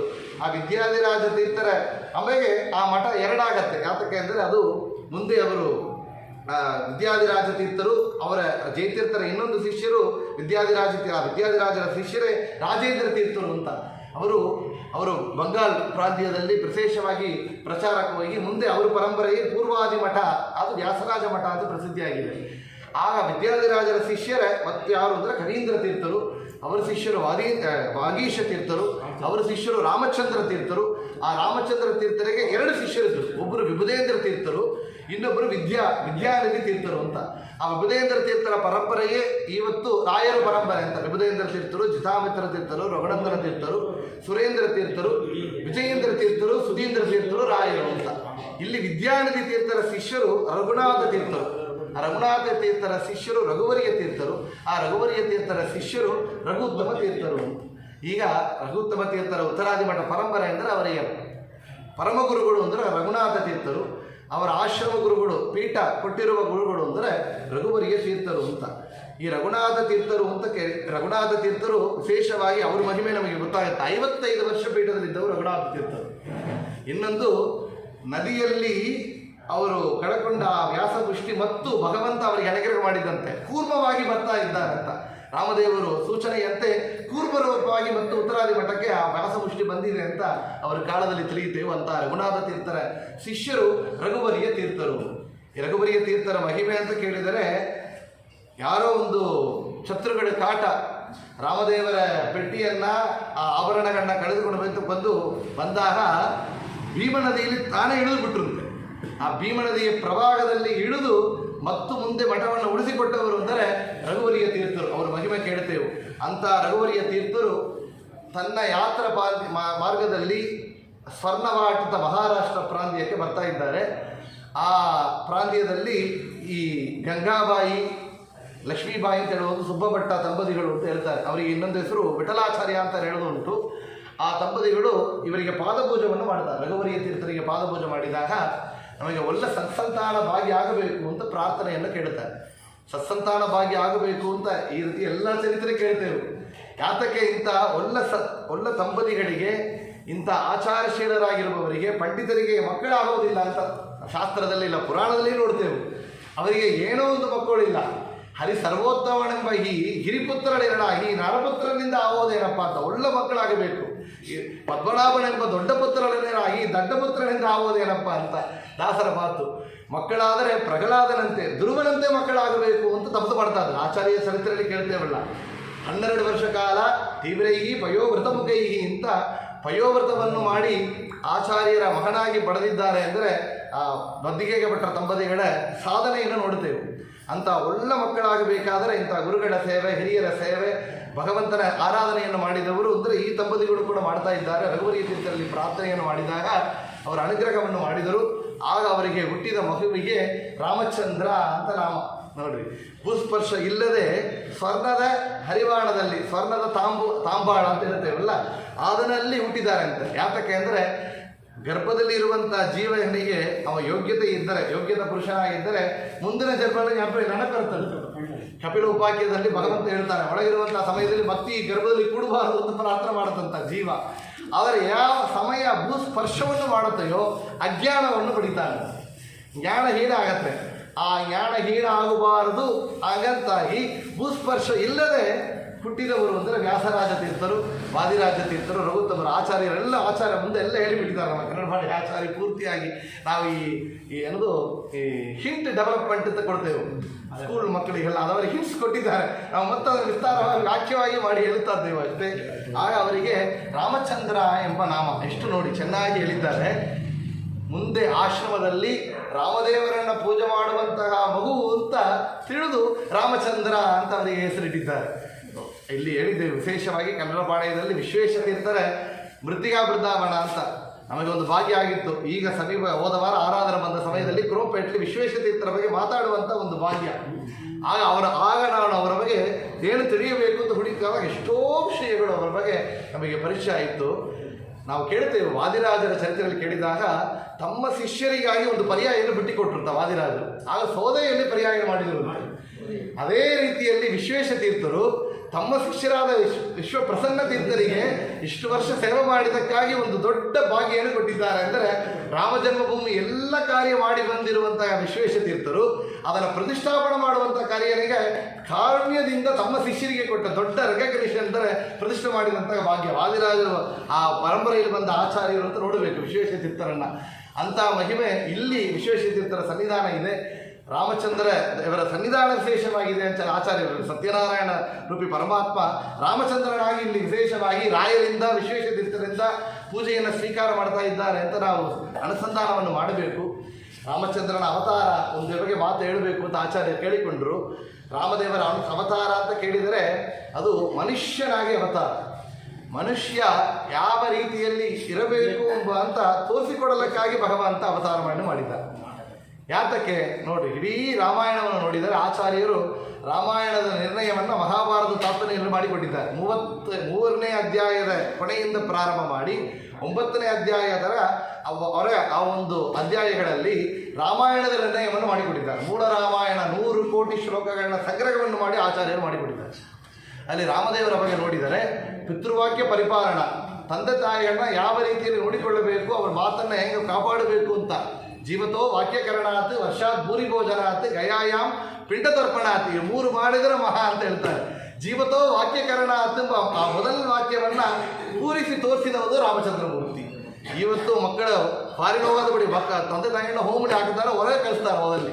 ಮೊದಲ ಕರ್ತವ್ಯ ತಂದೆ ತಾಯಿಗಳ ಜೊತೆ ಇಟ್ಟುಕೊಳ್ಳಿ, ಅವ್ರ ಜೊತೆ ಇರಿ, ಅವರ ಅನುಗ್ರಹವನ್ನು ಪಡಿ, ಆಶೀರ್ವಾದ ಪಡಿ. ನೀವು ಮ್ಯೂಚುವಲಿ ಪರಸ್ಪರ ಅವರೂ ಹೆಲ್ಪ್ ಮಾಡ್ತಾರೆ. ತಾಯಿ ತಂದೆಗಳಿದ್ದಾರೆ ಅಂದರೆ ಅವರಿಂದ ಮನ ನಡೀತಾ ಇದೆ ಇತ್ತು. ನಾವೇನು ಮಾಡೋದಿಲ್ಲ, ನಮ್ಗೆ ಏನು ಗೊತ್ತಿಲ್ಲ ಇತ್ತು. 43 ವಯಸ್ಸಾದರೂ ಮನೆಗೆ ಏನು ಗೊತ್ತಿಲ್ಲ. ಆದರೆ ಮ್ಯೂಚುವಲಿ ಹೆಲ್ಪಿಂಗ್ ಈ ಒಂದು ಕಾಲ ಅದು ಭಗವಂತ ತೋರಿಸಿಕೊಟ್ಟಿದ್ದಾನೆ. ಒಂದು ಇನ್ನೊಂದು ಅಂತ ಕೇಳಿದರೆ ಸಹೋದರ ಭಾವ. ನೋಡ್ರಿ, ಭರತನಿಗೆ ಆ ಒಂದು ಪಟ್ಟಾಭಿಷೇಕ ಅಂತ ಕೇಳಿದರೆ ನನಗೆ ಏನೊಂದು ವೈಭವ ಎಲ್ಲ ಮಾಡಿ ಇಟ್ಟಿದ್ದಾರೆಯೋ ನನ್ನ ತಮ್ಮನಿಗೆ ಅಂತ ನಾವು ಹೇಳ್ತಾರೆ. ನನಗಾದರೆ ಏನು, ನನ್ನ ತಮ್ಮನಿಗಾದರೆ ಏನು, ಇಷ್ಟೊಂದು ಆ ಒಂದು ಭಾವ, ಆ ಒಂದು ಬ್ರಾಡ್ ಮೈಂಡ್ ಅಂತ ಹೇಳ್ತೇವಲ್ಲ, ಅದು ಈ ಕಲಿಯುವುದರಲ್ಲಿ ಇಲ್ಲ. ಅದು ಭಗವಂತ ಸಹೋದರ ಅಂದರೆ ಹೆಂಗಿರಬೇಕು, ಆ ಬಾಂಧವ್ಯ ಹೆಂಗಿರಬೇಕು ಅಂತ ಹೊಂದಿಕೊಟ್ಟಿದ್ದಾನೆ. ಎರಡನೇದು. ಮೂರನೇದು ಒಂದು ಫ್ರೆಂಡ್ಶಿಪ್, ನಾವು ಸ್ನೇಹಿತ ಭಾವ. ಹೆಂಗೆ ನೋಡ್ರಿ, ಸುಗ್ರೀವನೊಂದಿಗೆ ಸ್ನೇಹಿತ ಭಾವ, ಅಲ್ಲಿ ವಿಭೀಷಣ ರಾಕ್ಷಸರ ಜೊತೆಗೆ ಇಲ್ಲಿ ವಾನರ, ಅಲ್ಲಿ ನೋಡ್ರೆ ಗುಹ, ಅವು ಒಂದು ಇಲ್ಲಿ ಈಗ ಎಲ್ಲ ಜಾತಿ ರೀತಿಯಲ್ಲಿ ಇರುವಂತಹ ಜನರು ಕೂಡ ಆ ಒಂದು ಸರ್ವಭೂತ ರಾಶಿಗಳಲ್ಲಿ ಒಂದು ಕಾರುಣ್ಯ ಹೇಳ್ತೇವಲ್ಲ, ಭಗವಂತ ಗೀತೆಯಲ್ಲಿ ಹೇಳಿದಂತೆ ಯಾರು ವ್ಯೋಮದ್ ಭಕ್ತ ಸಮೇ ಪ್ರಿಯ ಅಂತ ಹೇಳಿದ್ದಾನೆ ಭಗವಂತ. ಯಾರು ಅಂದರೆ ಎಲ್ಲ ಜೀವರಾಶಿಗಳಲ್ಲಿ ಕಾರುಣ್ಯವನ್ನು ತೋರಿಸಬೇಕು ಅಂತ ಆ ರೀತಿಯಲ್ಲಿ ನಡೆದುಕೊಂಡು ಬಂದವ ರಾಮಚಂದ್ರ ದೇವರು ಅಂತ ಮೂರನೇದಾಗಿ ನೋಡುತ್ತೇವೆ. ಇದು ಮಾತ್ರ ಇಲ್ಲದೆ ಎಲ್ಲರಿಗೂ ಕೂಡ ಅನುಗ್ರಹ, ಶಬರಿಯಾಗಲಿ ಬೇಟುವ ಸ್ತ್ರೀ ಅವಳಿಗೆ ಅನುಗ್ರಹ, ಸ್ತ್ರೀ ಪುರುಷರದ್ದು ಭೇದ ಇಲ್ಲ, ಈ ಜಾತಿ ಆ ಜಾತಿ ಇಲ್ಲ, ಯಾರು ಯೋಗ್ಯತಾ ಪುರುಷರಾಗಿದ್ದಾರೆಯೋ ಭಕ್ತಿಯನ್ನು ಮಾಡುತ್ತಾರೆಯೋ. ವಿಭೀಷಣ ಶರಣಾಗತಿ ಹೊಂದಿದಾಗ ಒಂದು ಮಾತು ಬಂದಿದೆ ರಾಮಾಯಣದಲ್ಲಿ, ಅಲ್ಲಿ ಶತ್ರು ಮಗ ಇರುವಂತಹ ಅವನ ಸೇರಿಸಬಾರದು, ಅವರ ತಮ್ಮನಾಗಿದ್ದಾನೆ ರಾವಣ ತಮ್ಮ ಅಂತ ಹೇಳಿದಾಗ ರಾವಣನೇ ಬಂದು ಶರಣಾಗತಿ ಹೊಂದಿದರೆ ಅವನನ್ನ ಸೇರಿಸಿಕೊಳ್ಳುತ್ತಾನೆ ಅಂತ ರಾಮದೇವರ ಮಾತು. ಅಂತ ರಾಮದೇವರದ್ದು ನೋಡ್ರಿ ಎಷ್ಟು ದೊಡ್ಡ ಒಂದು ಗುಣ ರಾಮದೇವರಲ್ಲಿ ಇದೆ ಅಂತ. ಆ ರಾಮದೇವರು ಮನುಷ್ಯನಾಗಿದ್ದು ನಡೆದುಕೊಂಡ ಒಂದು ಅವತಾರ ಅಂತ ನೋಡುತ್ತೇವೆ.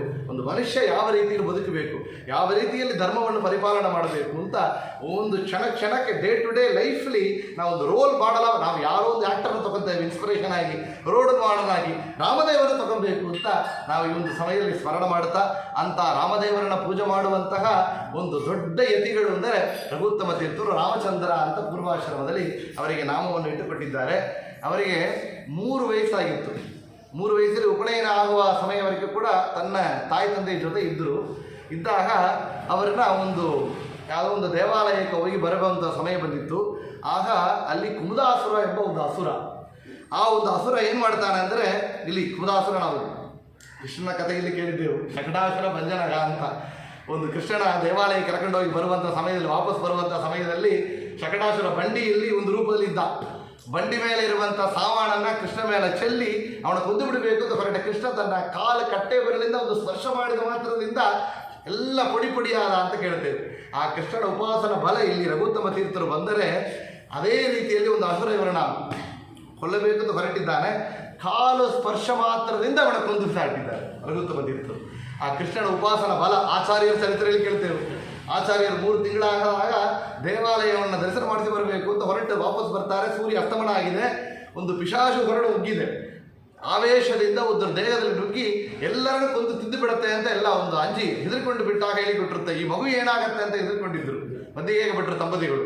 ಆ ಹೇಳಿದ ಆ ಪಿಶಾಚು ಆ ರೂಪದಲ್ಲಿ ಇರುವಂಥ ಅದು ಹೇಳಿತ್ತು ಏನು ಅಂದರೆ, ನಿಮ್ಮ ಜೊತೆ ಇರುವಂಥ ವಾಯುದೇವರನ್ನು ನೋಡಿ ನಾನು ನಿಮ್ಮನ್ನು ಸುಮ್ಮ ಬಿಟ್ಟಿದ್ದೇನೆ ಅಂತ. ಯಾತಕ್ಕೆ ಅಂದರೆ ವಾಯುದೇವರು ಸ್ಮರಣ ಮಾಡಿದ ಮಾತ್ರ ಅಂಜಿಕಿಲ್ಲ. ಸಂಜೀವಿ ರಾಯರ ಸ್ಮರಣೆ ಮಾಡಿದ ಮೇಲೆ ಅಂಜಿಕಿನ್ಯಾತ ಕೈಯ, ಸಜ್ಜನರಿಗೆ ಅಂಜಿಕಿನ್ಯಾತ ಕೈಯ. ಭಯಕೃತ್ ಭಯನಾಶನ, ಕೃಷ್ಣ ಪರಮಾತ್ಮ ಭಯವನ್ನು ಉಂಟು ಮಾಡುವ ಅವನೇ, ಭಯ ಪರಿಹಾರ ಮಾಡುವ ಅವನೇ ಅಂತ. ಕೃಷ್ಣನ ರಾಮದೇವರ ಉಪಾಸನ ಮಾಡಿದವರು ಉತ್ತಮರು, ವಾಯುದೇವರ ಉಪಾಸನೆಗೆ ಒಂದು ಅಂಜಿಕೆಯನ್ನು ಪರಿಹಾರ ಮಾಡುವವರು. ಬುದ್ಧಿರ್ಬಲಂ ಯಶೋಧೈರ್ಯಂ ನಿರ್ಭಯತ್ವಂ ಅಂತ ಅವರು ಸ್ಮರಣ ಮಾಡಿದ ಮಾತ್ರದಿಂದ ನಿರ್ಭಯವನ್ನು ನಿರ್ಭಯತ್ವ ಎಂಬ ದೊಡ್ಡ ಬಲವನ್ನು ಕೊಡುವವರು ವಾಯುದೇವರು ಅಂತ ಕೇಳಿದಾಗ, ಆ ವಾಯುದೇವರ ಉಪಾಸನ ಬಲ ಅವರು ಸಣ್ಣ ಮಗುವಾಗಿದ್ದಾಗ ಆ ಒಂದು ಸಾಮರ್ಥ್ಯವನ್ನು ತೋರಿಸಿದ್ದಾರೆ ಅಂತ ಚರಿತ್ರೆಯಲ್ಲಿ ಕೇಳ್ತೇವೆ.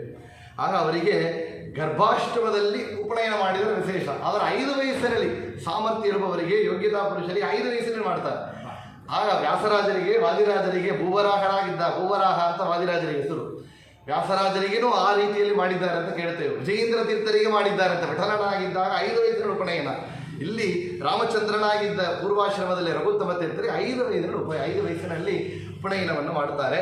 ಉಪನಯನ ಮಾಡಿ ಆಗ ರಘುವರಿಯ ತೀರ್ಥರು ಅವರಿಗೆ ವಯಸ್ಸಾಗಿದೆ.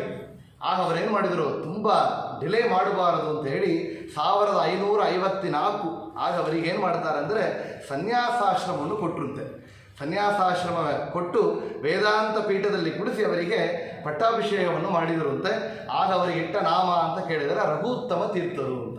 ನೋಡಿ, ಪೂರ್ವಾಶ್ರಮದಲ್ಲಿ ನಾಮ ರಾಮಚಂದ್ರ, ಪಟ್ಟಾಭಿಷೇಕ ಮಾಡಿ ಸನ್ಯಾಸಾಶ್ರಮದಲ್ಲಿ ಇಟ್ಟ ನಾಮ ಅಂತ ಕೇಳಿದರೆ ರಘುತ್ತಮ.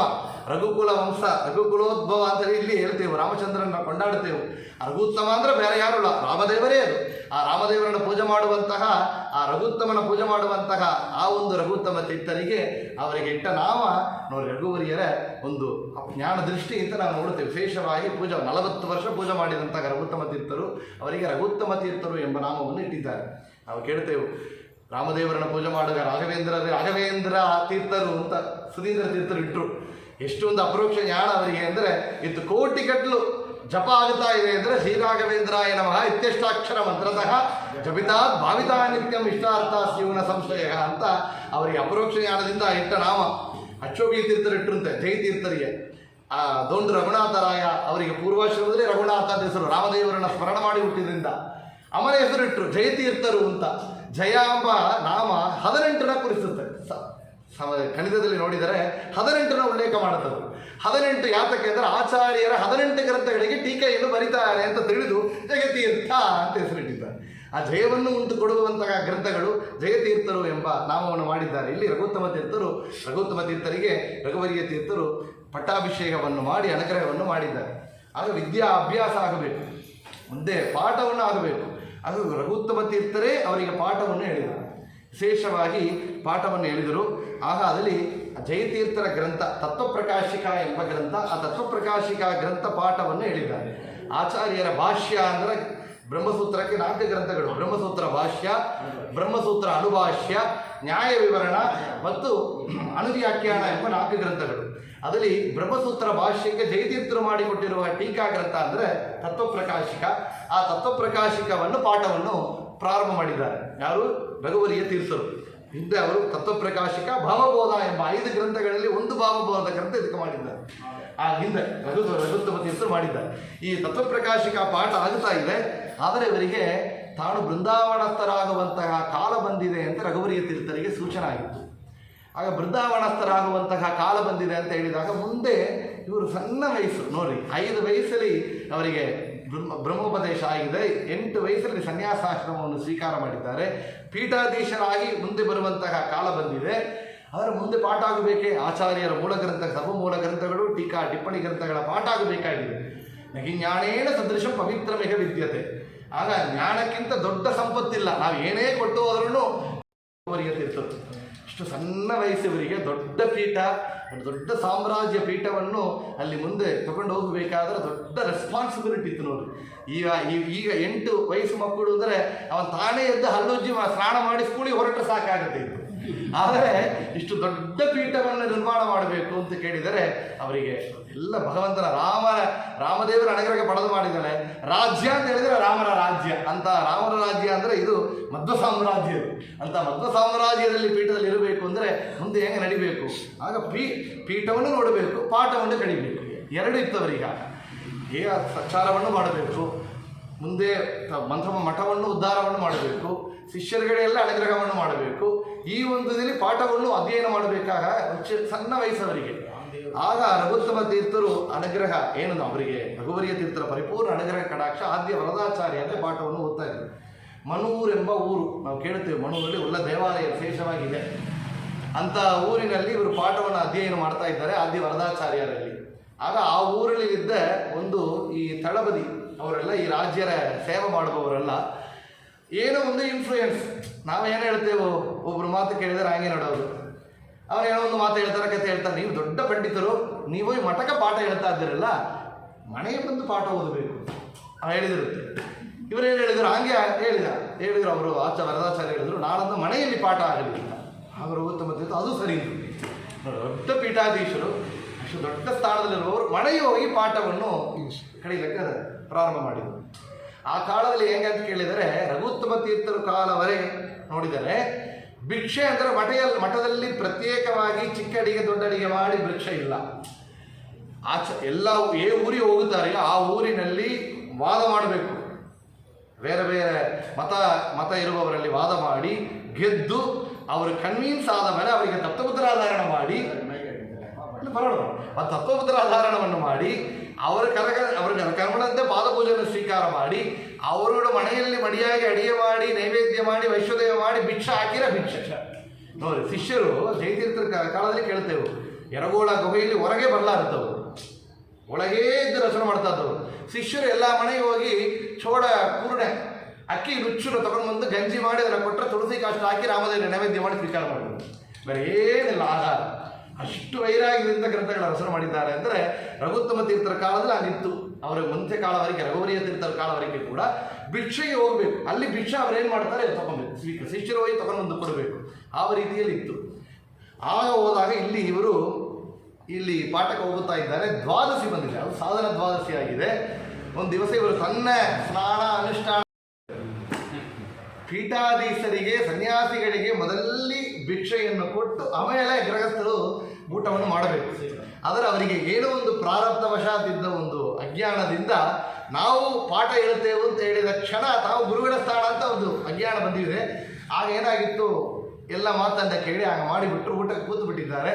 ರಘುತ್ತಮ ತೀರ್ಥರಿಗೆ ಆ ಸಮಯ ಚಿಂತನೆ ಬಂದಿತ್ತು. ಯಾತಕ್ಕೆ ಅಂದರೆ ತನಗೆ ಅವಮಾನ, ಮಾನ ಅವಮಾನ ನೋಡುವವರು ಯಾರಿಗಳಿಲ್ಲ. ಅವರು ಯಾತಕ್ಕೆ ಚಿಂತನೆ ಮಾಡಿದ್ರು ಅಂದರೆ ಪೀಠಕ್ಕೆ ಅವಮಾನ ಆಗಿದೆ, ಇದು ಸನ್ಯಾಸ ಧರ್ಮಕ್ಕೆ ಅವಮಾನ ಆಗಿದೆ. ಸನ್ಯಾಸ ದೀಕ್ಷೆದು ಸನಾತನ ಧರ್ಮದಲ್ಲಿ ಎಲ್ಲ ಅದು ಯಾವ ಮತವಾಗಿರಲಿ, ಸನ್ಯಾಸಿಗಳು ಅಂದರೆ ಅವರ ಸ್ಥಾನವೇ ಬೇರೆ. ಅದು 4 ಆಶ್ರಮದಲ್ಲಿ ದೊಡ್ಡ ಸ್ಥಾನ, ದೊಡ್ಡ ಆಶ್ರಮ ಅಂತ ಸನ್ಯಾಸಾಶ್ರಮ. ತಾಯಿನ ಬಿಟ್ಟು ಬೇರೆ ಯಾರು ಅವರಿಗೆ ನಮಸ್ಕಾರ ಮಾಡಿ, ಎಲ್ಲ ಅವರಿಗೆ ನಮಸ್ಕಾರ ಮಾಡೋಕ್ಕೆ ಯಾರು ಸಾಧ್ಯ ಇಲ್ಲ. ತಮ್ಮ ಗುರುಗಳಿಗೆ ನಮಸ್ಕಾರ ಮತ್ತು ತಾಯಿಗೆ ನಮಸ್ಕಾರ, ಅದು ಸನ್ಯಾಸಾಶ್ರಮ ಧರ್ಮ. ಅಂಥ ಧರ್ಮದಲ್ಲಿ ಪಾಠ ಹೇಳಿಕೊಟ್ಟ ಗುರುಗಳೇ ಕೂಡ ನಮಸ್ಕಾರ ಮಾಡಿ ಪಾಠ ಹೇಳಿಕೊಡಬೇಕು ಅವರಿಗೆ. ಅದು ನಮ್ಮ ಗೃಹಸ್ಥರಾಗಿದ್ದರೆ ಅವರು ನಮಸ್ಕಾರ ಮಾಡಬೇಕು, ಪಾಠವನ್ನು ಹೇಳಬೇಕು. ಆಗ ಅಂಥ ಸಮಯದಲ್ಲಿ ಇಂಥ ಒಂದು ಪರಿಸ್ಥಿತಿ ಬಂದಾಗ ಅವರಿಗೆ ತುಂಬ ಚಿಂತನೆ ಬಂದಿದೆ. ಆದರೆ ಏನೋ ಒಂದೇ ಇದ್ದರೂ ನಮ್ಮ ಶಾಸ್ತ್ರದಲ್ಲಿ ಎಕ್ಸೆಪ್ಷನ್ ಕೊಟ್ಟಿದ್ದಾರೆ. ಸಾಧನ ದ್ವಾದಶಿ ಇರ್ಬೋದು, ಅದು ಇರ್ಬೋದು.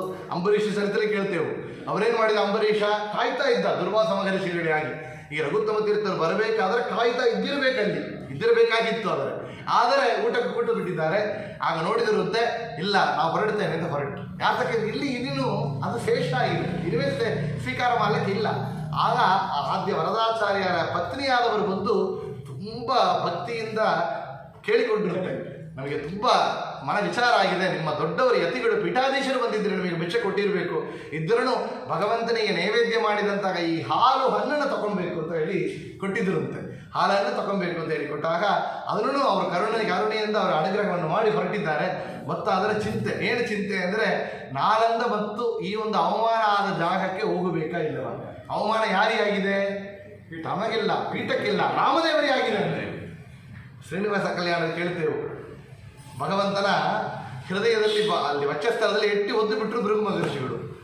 ಪಾದವನ್ನು ಹಿಡಿದರು ತಟ್ಟನೆ ಬಿಸಿ ನೀರಿನಿಂದ ನೆಟ್ಟನೇ ಪಾದ ತೊಳೆದನು ಬಂದ ಕಾರ್ಯವಾಗಿತ್ತೆಂದು ಅಂದು ಮುನಿಯು ತರಳಿದ ಅಂತ ಬಂದು ಭೂಲೋಕದಲ್ಲಿ ಬಂದು ಹರಿಯ ಸರ್ವೋತ್ತಮ ಅಂತ ಹೇಳಿಬಿಟ್ಟು. ಆದರೆ ಭಗವಂತನ ಲಕ್ಷ್ಮಿ ಮಾತಾಡಿಸಿದ್ರು, ಏನು ನಾ ಇಲ್ಲಿಂದ ಹೊರಡ್ತಾನೆ ಅಂದರು. ಎಲ್ಲಿ ತಪಸ್ಸು ಮಾಡಕ್ಕೆ ಹೊರಡಿದ್ದಾನೆ. ಯಾತಕ್ಕೆ? ನನಗೆ ಅವಮಾನ ಆಗಿದೆ ಎಂದರು. ನೋಟವಾಗಿ ನೋಡಿದರೆ ತನಗೆ ಅವಮಾನ. ಯಾತಕ್ಕೆ? ನಿಮ್ಮ ವಕ್ಷಸ್ಥಳದಲ್ಲಿ ವಾಸ ಮಾಡಬಹುದು, ನಾನು ನನ್ನ ಇಟ್ಟಿ ಅವರು ಒದ್ದಿದ್ದಾರೆ, ನೀವು ಅವರು ಕ್ಷಮಿಸಬಹುದು, ನೀವು ಭಕ್ತಪರಾಧೀನ ಅಂತ ಹೇಳಿಕೊಂಡಿದ್ದೀರಿ, ಆದರೆ ನನಗೆ ಅವಮಾನ ಆಗಿದೆ, ನಾವು ಹೊರಡ್ತಾನೆ ಅಂತ. ಈಗ ನೋಡಿದರೆ ಪತಿವ್ರತ ಧರ್ಮದಲ್ಲಿ ಶ್ರೇಷ್ಠಳು ಅಂದರೆ ಲಕ್ಷ್ಮಿ. ಅಂತ ಲಕ್ಷ್ಮಿ ಗಂಡನಿಗೆ ಅವಮಾನ ಇಲ್ಲ, ನನಗೆ ಅವಮಾನದ ಹೊರಡ್ತಾಳೆ ಅಂತ ಕೇಳಿದರೆ ಅದಲ್ಲ. ತಾತ್ಪರ್ಯ ಏನೆಂದರೆ ಭಗವಂತನಿಗೆ ಎಲ್ಲಿ ಅವಮಾನ ಆಗತ್ತೆಯೋ, ಭಗವದ್ಭಕ್ತರಿಗೆ ಭಗವಂತನ ನಿರ್ಮಾಲ್ಯಕ್ಕೆ ಪ್ರಸಾದಕ್ಕೆ ಎಲ್ಲಿ ಅವಮಾನ ಆಗುತ್ತೆಯೋ ಅದು ವೈಕುಂಠವೇ ಆದರೂ ಲಕ್ಷ್ಮಿ ಇರೋದಿಲ್ಲ, ಲಕ್ಷ್ಮೀ ಕಟಾಕ್ಷ ಹೋಗುತ್ತೆ. ಇಂದ್ರದೇವರು ಭಗವಂತನ ನಿರ್ಮಾಲ್ಯವನ್ನು ಅವಮಾನ ಮಾಡಿದರು. ಐರಾವತ ಯಾನೆಯಿಂದ ಎಲ್ಲ ಸಂಪತ್ತು ಹೋಗಿತ್ತು, ಲಕ್ಷ್ಮಿ ಹೊರಟೋಗಿದ್ರು.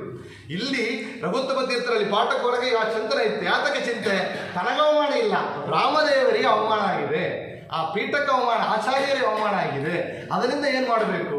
ಅದರ ಪಾಠ ನಿಲ್ಲಿಸಲಿಕ್ಕಾಗತ್ತೆಯೋ? ಇಲ್ಲ. ಸನ್ಯಾಸಿಗಳಿಗೆ ಪಾಠವೇ ಮುಖ್ಯ ಅಲ್ಲಿ. ಆಗ ಏನು ಮಾಡಬೇಕು ಅಂತ ಅವರಿಗೆ ಚಿಂತೆ ಬಂದಾಗ ತಮ್ಮ ಗುರುಗಳಲ್ಲಿ ಪ್ರಾರ್ಥನೆ ಮಾಡ್ತಾರೆ. ತಮ್ಮ ಗುರುಗಳಲ್ಲಿ ವಿಶೇಷವಾಗಿ ಪ್ರಾರ್ಥನೆಯನ್ನು ಮಾಡಿದರಂತೆ, ನನಗೆ ಗುರುಗಳೇ ನಮಗೆ ಅನುಗ್ರಹ ಮಾಡಬೇಕು, ನನಗೇನು ದಾರಿ ಮುಂದೆ ಮಾರ್ಗವನ್ನು ನೀವು ಕರುಣಿಸಬೇಕು ಹಾಗಂತ ಪ್ರಾರ್ಥನೆಯನ್ನು ಮಾಡ್ತಾ ಇದ್ದಾರೆ. ವಿಶೇಷವಾಗಿ ಅವರು ಸ್ತೋತ್ರದಲ್ಲಿ ಈ ಚರಿತ್ರೆ ಎಲ್ಲ ಬಂದಿದೆ, ಆದರೆ ನಾನು ಸ್ಕಿಪ್ ಮಾಡಿ ಹೋದಾಗ ಇನ್ನು ಏನಾದ್ರು 25 ನಿಮಿಷಗಳು ಮಾತ್ರ ಇದೆ, ಅದರಿಂದ ಕೋಟ್ ಪಾಲಾಗಿ ಹೋಗ್ತಾ ಇದ್ದೆವು. ಹೇಳ್ತಾರೆ, ಪ್ರಾತಃ ಸ್ಮಾಭಿರವಸ್ಥೇಯಂ ಇತಿ ಚಿಂತಾ ಪರಾಯಣ ನಿದ್ರಾಂ ಲೇಬೆ ಕ್ಷಣಂ ತತ್ರ ತದ್ಗುರುಹು ಸ್ವಪ್ನ ಗೋಬ್ರವೀತ್ ಅಹಂ ವಶ್ಯಮಿಕಿಲಂ ಶಾಸ್ತ್ರಂ ವದ ಶಿಷ್ಯಾನ್ ಯಥೇಪ್ಸಿತಂ ನಾತ್ರ ಖೇದತ್ವಯಾ ಕಾರ್ಯ ಸದಾ ಸನ್ನಿಧಿ ಗೋಸಂಯಕಂ ಅಂತ ಅವರು ವಿಶೇಷವಾಗಿ ಗುರು ಅವರ ಬಗ್ಗೆ ಚರಿತ್ರೆಯನ್ನು ಹೇಳಿದವರು ಹೇಳ್ತಾರೆ. ಚಿಂತೆಯೇ ಇಲ್ಲಂತೆ, ನಿದ್ದೆ ಬರಲಿಲ್ಲ ಅವರಿಗೆ. ತಮ್ಮ ಗುರುಗಳಲ್ಲಿಯೇ ಪ್ರಾರ್ಥನೆ ಮಾಡ್ತಾ ಮಲಗಿದ್ದಾರೆ. ಏನೋ ಒಂದು ಕಾಲದಲ್ಲಿ ಅವರಿಗೆ ಅರುಣೋದಯ ಕಾಲದಲ್ಲಿ ನಿದ್ದೆ ಮಾಡಿಬಿಟ್ಟಿದ್ದಾರೆ. ಅರುಣೋದಯ ಕಾಲಕ್ಕೆ ಕೊಂಚ ಮುಂದೆ ನಿದ್ದೆ ಮಾಡಿದ್ದಾರೆ. ಆಗ ಸ್ವಪ್ನ ಬಂದಿತ್ತು ಅವರಿಗೆ. ಸ್ವಪ್ನದಲ್ಲಿ ಬಂದವರು ಯಾರು ಅಂದರೆ ಅವರ ಸಾಕ್ಷಾತ್ ಗುರುಗಳಾದ ರಘುವರಿಯ ತೀರ್ಥರು ಸ್ವಪ್ನದಲ್ಲಿ ಬಂದು ಹೇಳಿದರಂತೆ, ರಘುತ್ತಮ ತೀರ್ಥರೇ, ನಾಳಂದ ನೀವು ಪಾಠಕ್ಕಾಗಿ ಹೋಗಬೇಕು ಎಂಬಾದಿಲ್ಲ. ಏನು, ನೀವು ವ್ಯಾಸಪೀಠದಲ್ಲಿ ಕುಳಿತುಕೊಂಡು ನಮ್ಮ ಮಠದಲ್ಲಿ ಪಾಠವನ್ನು ಹೇಳಬೇಕು ಅಂದರು. ಆ ರಘುವರಿಯ ತೀರ್ಥರು ಪರಿಪೂರ್ಣ ಅನುಗ್ರಹವನ್ನು ಮಾಡಿ ಸ್ವಪ್ನದಲ್ಲಿಂದ ಹೊರಟಿದ್ದಾರೆ. ಇವರಿಗೆ ಎಚ್ಚರಿಕೆ ಆಗಿದೆ, ಅರುಣೋದಯ ಕಾಲ ಎದ್ದು ಸನ್ಯಾಸಿಗಳು ಸ್ನಾನವನ್ನು ಮಾಡಬೇಕು. ಎದ್ದು ನೋಡಿದರೆ ಅವರಿಗೆಲ್ಲ ಕಾಣಿಸುತ್ತೆ ನಮ್ಮ ಗುರುಗಳು ಏನು ಮಾಡಿದರು ಅಂತ. ಅದೇ ಸ್ನಾನವನ್ನು ಮಾಡಿ ಜಪದ ಅನುಷ್ಠಾನಗಳನ್ನು ಮಾಡಿ ವ್ಯಾಸಪೀಠಗಳಿಗೆ ಕುಡಿದರೆ ನ್ಯಾಯಸುಧಾಕ್ಕೆ ಅನುವಾದ ಮಾಡಬಹುದು. ನ್ಯಾಯಸುಧಾದಿ ಎಲ್ಲ ಸರ್ವಮೂಲ ಗ್ರಂಥಗಳು, ಸಮಸ್ತ ಟೀಕಾ ಟಿಪ್ಪಣಿ ಗ್ರಂಥಗಳ ಇಡೀ ಸಮೂಹ ಅವರು ತಲೆಯಲ್ಲಿ ಕೂತು ಬಿಟ್ಟಿದೆ. ಅವರ ಬಾಯಲ್ಲಿ ಸರಳವಾಗಿ ಗಂಗಾ ಪ್ರವಾಹವಂತೆ ಎಲ್ಲ ಬಂದಿದೆ. ಅಂದರೆ ರಘುವರಿಯ ತೀರ್ಥರ ಅನುಗ್ರಹದಿಂದ ಒಂದೇ ರಾತ್ರಿಯಲ್ಲಿ ಇಡೀ ಸಮಸ್ತ ಗ್ರಂಥಗಳ ಶಾಸ್ತ್ರ ಸಮೂಹವನ್ನು ಅಧ್ಯಯನವನ್ನು ಮಾಡಿದವರು ಅಂದರೆ ಅದು ರಘುತ್ತಮ ತೀರ್ಥರು. ಅದೇ ಪುರಂದರದಾಸರು ಹೇಳ್ತಾರೆ, ಗುರು ಉಪದೇಶ ಇಲ್ಲದ ಜ್ಞಾನವು, ಗುರುದು ಉಪದೇಶ ಇಲ್ಲದ ಸ್ನಾನವು, ಗುರು ಉಪದೇಶ ಇಲ್ಲದ ಮಂತ್ರ, ಗುರು ಉಪದೇಶ ಇಲ್ಲದ ತಂತ್ರ, ಗುರು ಉಪದೇಶ ಇಲ್ಲದ ಜಪವು, ಗುರು ಉಪದೇಶ ಇಲ್ಲದ ತಪವು ಹೊರಗಣ ಉಪವಾಸವಂತೆ ಕಾಣಿರುವಂಥ. ವ್ಯಾಸರಾಜರ ಮೇಲೆ ಪುರಂದರದಾಸರು ಮಾಡಿದ ಒಂದು ದೊಡ್ಡ ಸುಡಾದಿಯರು, ಒಂದು ದೊಡ್ಡ ಕೃತಿ ಅದರಲ್ಲಿ ಮಾಡಿದ್ದಾರೆ. ಈಗ ಹೇಳ್ತಾರೆ, ಗುರುಗಳ ಅನುಗ್ರಹ ಉಪದೇಶ ಇಲ್ಲದೆ ನಾವು ಮಾಡುವಂತಹ ಸ್ನಾನ, ಧ್ಯಾನ, ಮಂತ್ರ, ತಂತ್ರ, ಜಪ, ತಪ ಎಲ್ಲ ವ್ಯರ್ಥ. ಗುರು ಕಾರುಣ್ಯವ ಪಡೆದವರಾಗಿ, ಗುರುವಿನ ಮರ್ಮವ ತಿಳಿದವರಾಗಿ, ಗುರುವಿನ ಧ್ಯಾನವ ಪಡಿಸುವರಾಗಿ, ಪರಮ ಪುಣ್ಯವ ಮಾಡುವರಾಗಿ, ರಾಗಿ ತಂದೀರಾ ಭಿಕ್ಷೆಗೆ ರಾಗಿ ತಂದೀರಾ. ಪುರಂದರದಾಸರು ಹೇಳ್ತಾರೆ, ಗುರುವಿನ ಗುಲಾಮ ಆಗುವ ತನಕ ದೊರೆಯ ತನ್ನ ಮುಕುತಿ, ಮುಕುಂದ ಭಕ್ತಿಯೇ ಗುರು ಭಕ್ತಿ ಜಾಯೆ ಅಂತ ನಾರಾಯಣ ಪಂಡಿತಾಚಾರ್ಯ ಸ್ಪಷ್ಟವಾಗಿ ಹೇಳ್ತಾರೆ. ಆ ಮುಕುಂದನ ಭಕ್ತಿ ನಮಗೆ ಮುಟ್ಟಬೇಕಾದರೆ ನಮಗೆ ಗುರುವಿನ ಭಕ್ತಿ ಫಸ್ಟ್ ಆಗಬೇಕು. ಗುರುಗಳಲ್ಲಿ ಭಕ್ತಿ ಮಾಡಿ ಆ ಗುರುಗಳ ಸೇವೆಯಿಂದ ಮಾತ್ರ ಮುಕುಂದನ ಭಕ್ತಿ ನಮಗೆ ಆಗುತ್ತೆ ಅಂತ.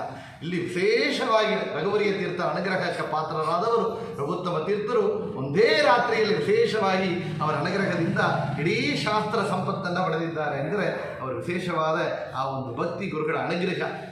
ಮುಂದೆ ಅಂತ ರಘುತ್ತಮ ತೀರ್ಥರು ಪಾಠವನ್ನು ಹೇಳ್ತಾ ಇದ್ದಾರೆ. ಇಲ್ಲಿ ವರದರಾಜಾಚಾರ್ಯರ ಮನೆಗೆ ಹೋಗೋದಿಲ್ಲ.